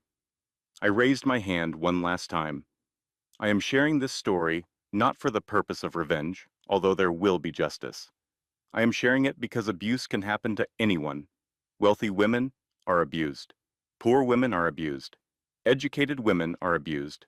It happens behind closed doors in both mansions and mobile homes. If you are being abused, please know this. Document absolutely everything. Trust your instincts. Protect yourself legally. Leave when it is safe to do so. And please understand that you deserve so much better. You deserve safety, respect, and love. Never settle for anything less. Thank you. I walked off the stage into a frenzy of activity. Within 30 minutes, the conference went viral, hitting #1 worldwide with headlines like Justice for Sarah, the Blake twins, billionaire abuse, and the Mitchell family. In just the first 24 hours, the videos pulled in 200 million views. Every network ran the story. A billionaire CEO, hidden as a housewife, reveals shocking abuse. A family throws out a CEO and her newborn babies. They had no idea she was a billionaire. Blake Holdings CEO shares a horrifying tale of domestic abuse. There were think pieces and opinion columns. It was a social media firestorm. Celebrities tweeted their support. Oprah wrote, "This woman's strength is incredible." Reese Witherspoon added, "Every woman deserves better." Ellen said, "Abuse happens in every community, at every income level." The Mitchells were trapped in their homes. Reporters were camped out everywhere, and their phone numbers were leaked. They received thousands of messages and death threats, which I made a point to denounce publicly. Ryan attempted a trip to the grocery store and was recognized instantly. People started confronting him. Someone shouted, "You threw out your own babies." Another said, "A real man, right here, throws his newborn sons out into the cold." Your wife was a billionaire and you treated her like she was garbage. He fled the store without buying a single thing, but he could not escape it at home. Barbara, who was out on bail, tried to use Facebook to defend herself.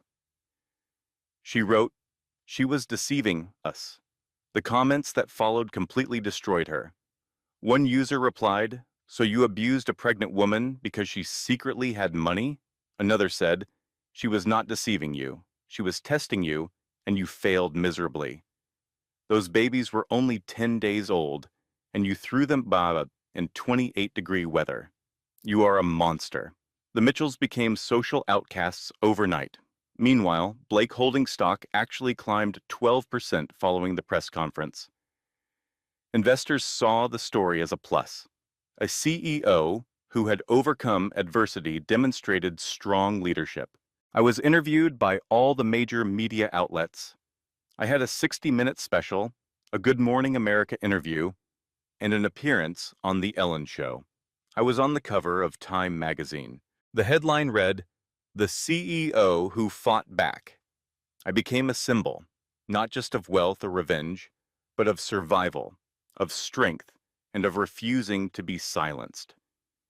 The Mitchells, they also became symbols of cruelty, of ignorance, and of what happens when you completely underestimate a person. Their names were permanently toxic.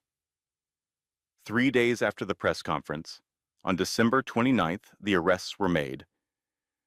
Barbara was charged with child endangerment, false imprisonment, assault, embezzlement, money laundering, and fraud. Melissa was charged with child endangerment, conspiracy to commit fraud, and defamation. Ryan was charged with child endangerment and assault. Tom was not charged with any crime. He cooperated fully, gave a complete deposition, and testified against Barbara. The trials moved forward quickly. The evidence against them was overwhelming. The video recordings were absolutely damning. During Barbara's trial, the prosecutor played the audio of her scheming to fabricate evidence. He presented the video of her spitting on me. A medical expert testified about the infection in my C-section and explained how being forced to work likely caused it. A fire marshal testified about the dangerous living conditions in the basement. The jury only needed 1 hour to deliberate. The verdict was guilty on all counts. The judge stated, "Mrs. Mitchell, I have presided over this court for 23 years. This is one of the most horrendous cases of family abuse I have ever witnessed. You deliberately targeted a vulnerable new mother. You put newborn infants in grave danger. You have shown absolutely no remorse." The sentence was 12 years in federal prison. Barbara began screaming when she heard it. "That woman is a liar. She deserved everything that happened to her." The judge replied, "It was your son who needed protection from you." At Melissa's federal trial, an FBI forensic expert testified about the deep fake images. Connor Briggs testified in exchange for immunity. He said, "She paid me $15,000. He continued, "She told me to make the images appear as authentic as possible." Text messages between Melissa and Connor were displayed for the court. Melissa had written, "Make her look bad." Connor replied, "These will be very convincing." Melissa answered, "Perfect. I want her gone." The verdict was guilty. The sentence was 6 years in federal prison plus a $25,000 fine. During Ryan's trial, his lawyer attempted to argue diminished capacity and undue influence from his mother, but the prosecutor just showed the video. Ryan was seen pushing me out the door, his face completely cold and uncaring. I was called to the stand to testify. It was the first time I had seen Ryan since that terrible night. The prosecutor asked, "Mrs. Blake, can you please describe what occurred on the night of December 23rd? I remained calm and composed. My husband forced me out of our home. I was 10 days postpartum. I was bleeding from an infected C-section incision. I was holding our newborn sons. The temperature outside was 28 degrees. He shoved me, then he closed the door and locked it." The prosecutor then asked, "Did he say anything to you?" I answered, "He said he did not know if the babies were his, despite me telling him repeatedly that they were. I had even offered to do a DNA test the next morning, but he chose to believe lies instead of trusting me, instead of protecting his own children." The prosecutor asked, "And how did that make you feel?" I looked straight at Ryan for the first time. I felt betrayed, heartbroken, and completely and utterly alone. Ryan was openly sobbing in the courtroom. The verdict was guilty of child endangerment, but not guilty on the assault charge. The jury believed he had been manipulated. His sentence was 3 years of probation, mandatory therapy, supervised visitation only, and $3,000 per month in child support. The judge added, "Mr. Mitchell, your personal weakness enabled the abuse of your wife and children. You were too much of a coward to stand up to your own mother. You chose loyalty to an abuser over the protection of your family. I hope you spend every single day of your supervised visits remembering exactly what you threw away." I filed a lawsuit against all 3 of them for emotional distress. The jury awarded me $2.5 million from Barbara, $1 million from Melissa, and $500,000 from Ryan. I donated every penny of it to the Haven House Foundation. I told the reporters, I do not want their money. I want them to understand that there are consequences for their actions.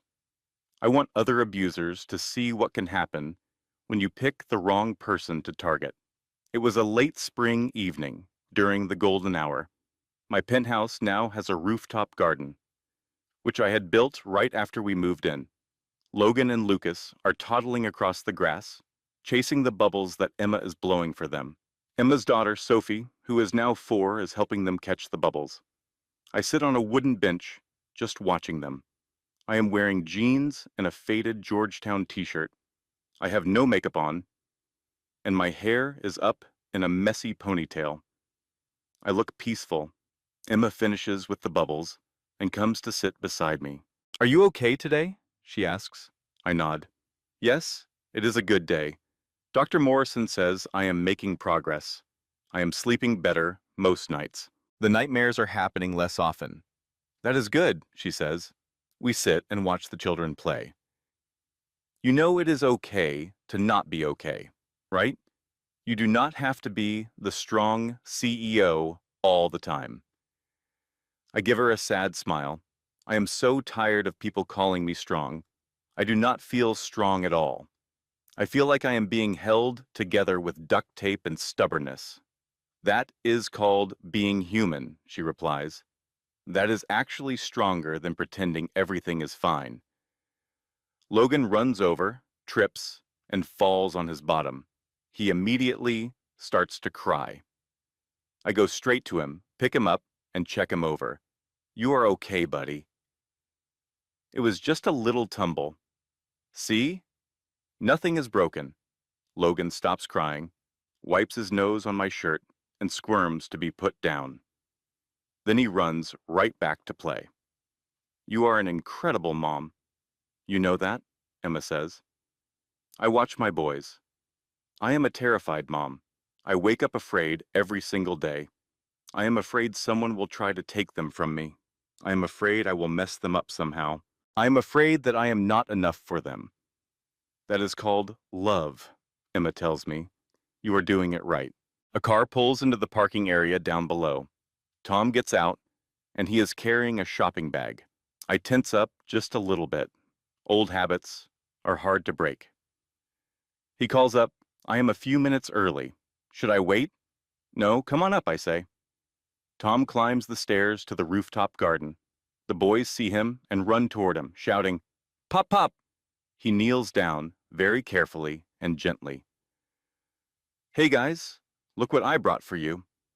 He pulls 2 small toy dump trucks out of the bag. The boys are absolutely thrilled. He sits on the grass with them, playing and making truck noises. The boys are giggling with delight. Emma watches him carefully. She does not trust him. She never will. "Are you sure about him?" she asks quietly. "He testified," I say. "He told the truth. He is trying, and the boys deserve to have at least one grandparent who is not a monster." "He enabled a monster for 40 years, she points out. "I know," I reply. "But he is also the only one who showed any real remorse.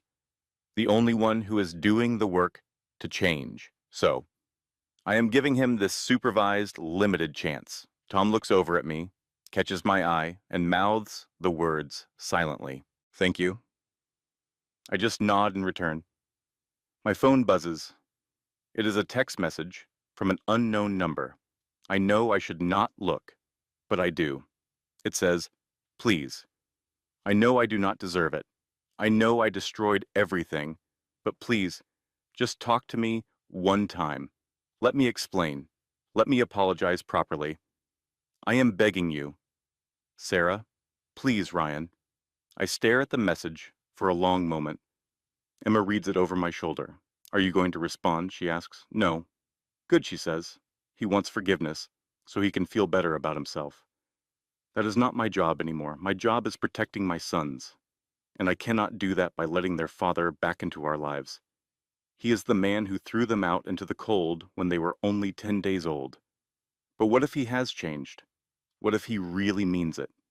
Then he can prove it by respecting my boundaries, by paying his child support on time, and by showing up to his supervised visits sober and prepared.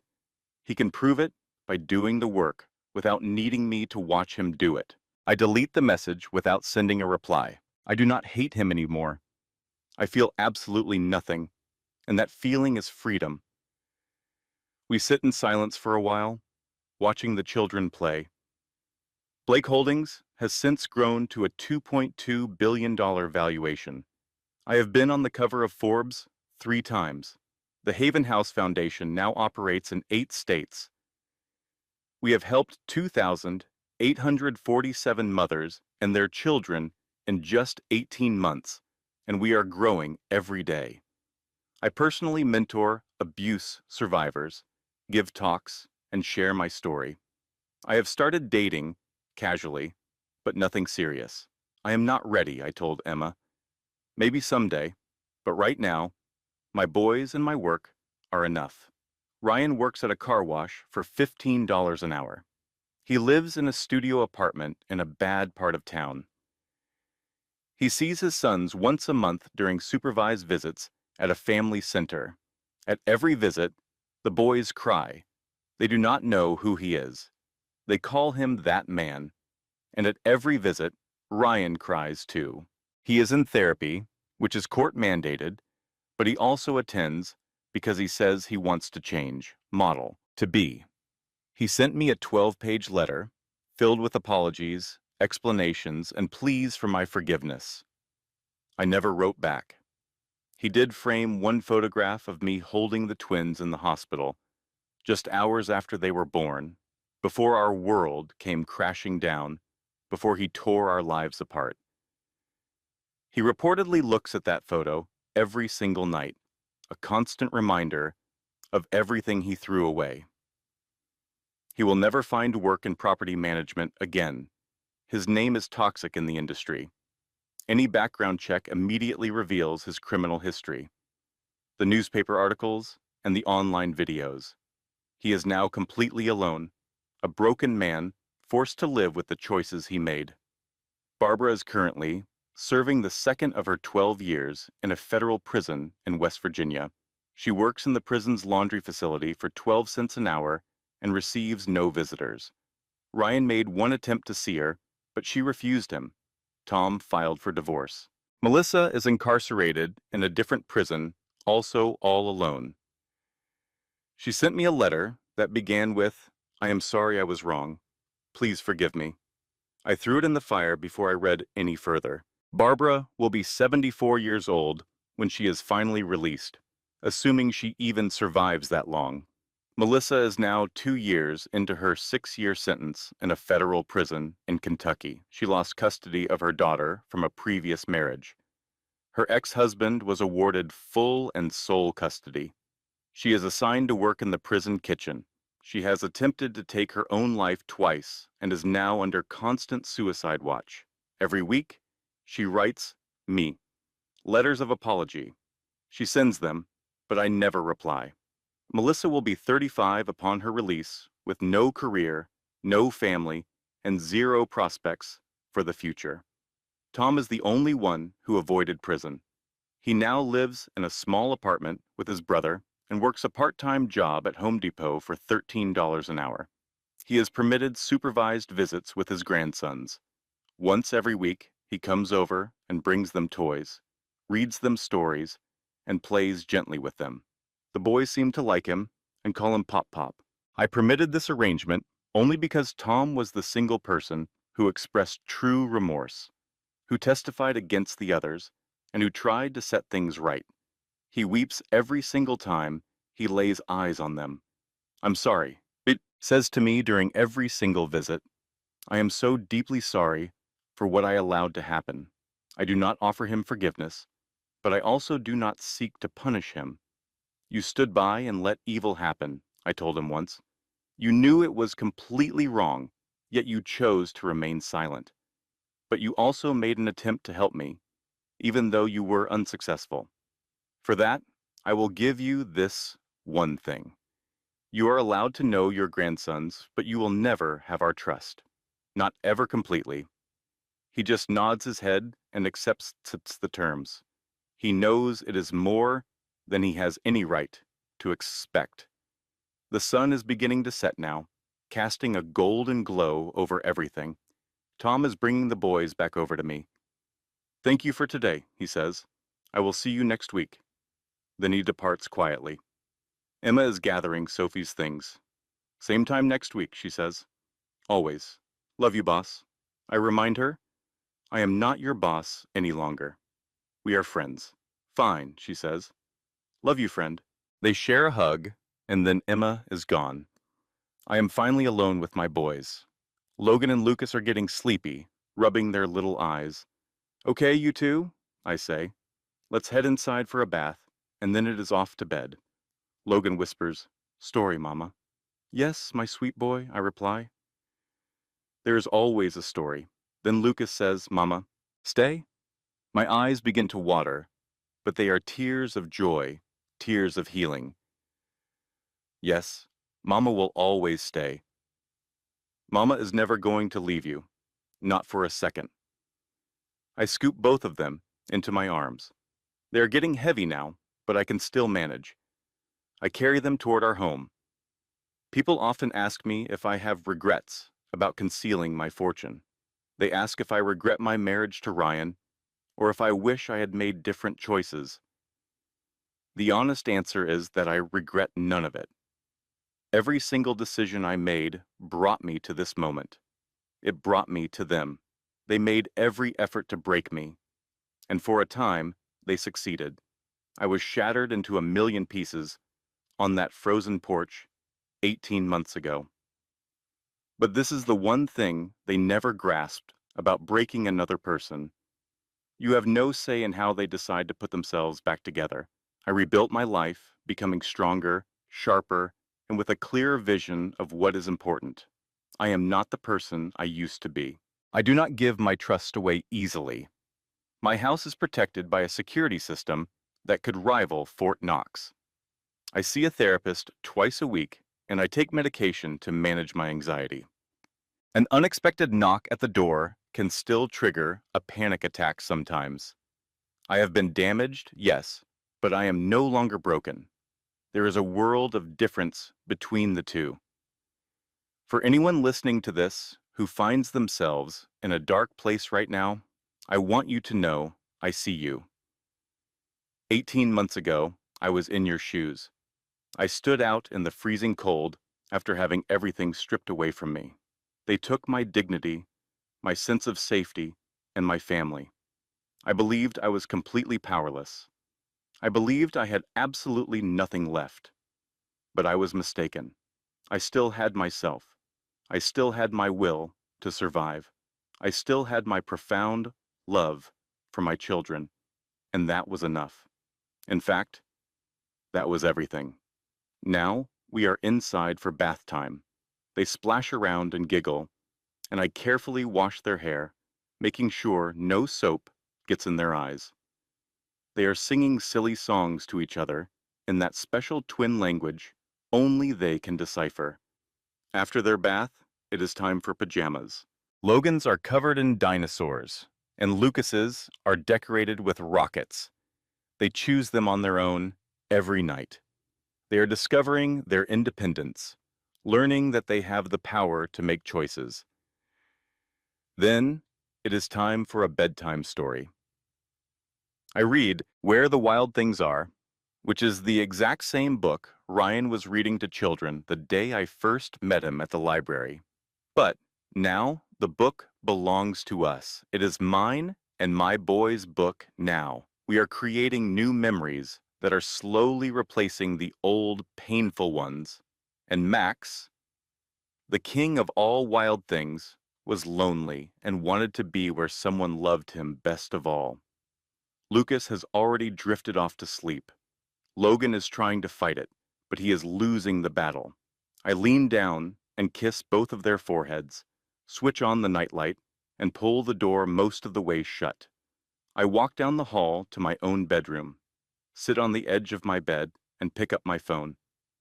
I open the Haven House Foundation's Instagram page and begin to scroll through the photographs. I see the women I have helped, the babies who are now in safe homes, and the families who are beginning to thrive. The Foundation's counter shows we have assisted 2,847 families. My suffering was not meaningless. It had a purpose. It transformed into power. This was not the kind of power I had before, which was all about money, influence, income, and control. This was real power. The power to transform lives, to end destructive cycles, and to rescue others. I set my phone down and look at a frame picture on my nightstand. It is of me, holding the twins just hours after their birth, looking utterly exhausted, but also glowing with happiness. I won. My victory was not them going to prison. It was not me taking away everything they owned. I won because I am now free. I won because my sons are safe and sound. I won because I chose to fight for myself. I can hear the soft sounds from the baby monitor, the peaceful, rhythmic breathing of Logan and Lucas as they sleep. That night on the porch was the single worst moment of my entire life, but it was also the true beginning of my real life. The life where I no longer had to pretend, where I no longer had to hide, where I no longer made myself smaller to make other people feel comfortable. They tossed me aside like I was garbage, and from that, I rose like a phoenix from the ashes. I turn off my light, lie down in my bed, and close my eyes. Sleep finds me much more easily these days. The nightmares are not as common, and the fear is not as sharp. Tomorrow, I will wake up, kiss my boys good morning, prepare their breakfast, go to my job, continue to build my empire, help more mothers, and live my life. My real life, the one I chose for myself, the one I earned, and the one that nobody can ever take from me again. My name is Catherine Sarah Blake. I am a billionaire. I am a chief executive officer. I am a survivor. But more than anything else, I am a mother, and I am free. The next morning, sunlight streams into the kitchen through the floor-to-ceiling windows. I am at the stove making pancakes, while the boys sit in their high chairs, chattering to each other in their unique twin language. Logan looks right at me and says, "Mama happy." I stop what I'm doing and just look at my son. I really see his beautiful face, his complete innocence, and his unwavering trust. Yes, my sweet boy. Mama is very happy. Then Lucas reaches his little arms out to me. Love you, Mama. My eyes fill with tears again, but they are the good kind. They are tears of healing. I love you both, too, more than anything in the entire universe. I lean over and kiss both of their heads. They both giggle and get their sticky pancake hands all tangled in my hair. I do not even mind. Emma walks in with coffee and hands a cup to me. We stand there together, just watching the boys eat their breakfast, messy and joyous. "You actually did it," she says. "You know, you survived." I just smile. "We did it," I correct her. "I could not have gotten through any of this without you." "So, what is coming up next?"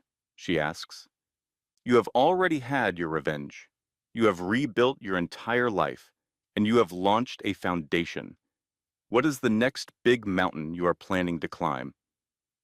I look over at my boys, at the life I have managed to build, this safe, joyful, and free life. "Nothing," I tell her. "There are no more mountains, just this, just being with them, just living our lives. That is enough for me. That is everything." The boys suddenly burst into laughter over some private joke. It is that pure, unfiltered joy of a toddler. I find myself laughing right along with them. It is a real laugh, completely free and unguarded. This is my life now. This is my family. And this, right here, is my happiness. Thank you for staying until the end. If this story touched your heart, if it reminded you of your own strength, or if it gave you hope during a difficult time, please hit that like button and leave a comment sharing your thoughts. What would you have done in Sarah's shoes? Your story matters too, and I would love to hear it. If you know someone who needs to hear this message today, please share this video with them. And if you have not already, subscribe to this channel and turn on notifications so you never miss another story like this one. Remember, they can break you, but they cannot choose how you rebuild yourself. You are stronger than you know. This content was carefully researched, developed, and manually edited by our team to bring you meaningful lessons and inspiration. Every story we share is crafted with the purpose of empowering you to overcome life's challenges and discover your own inner strength.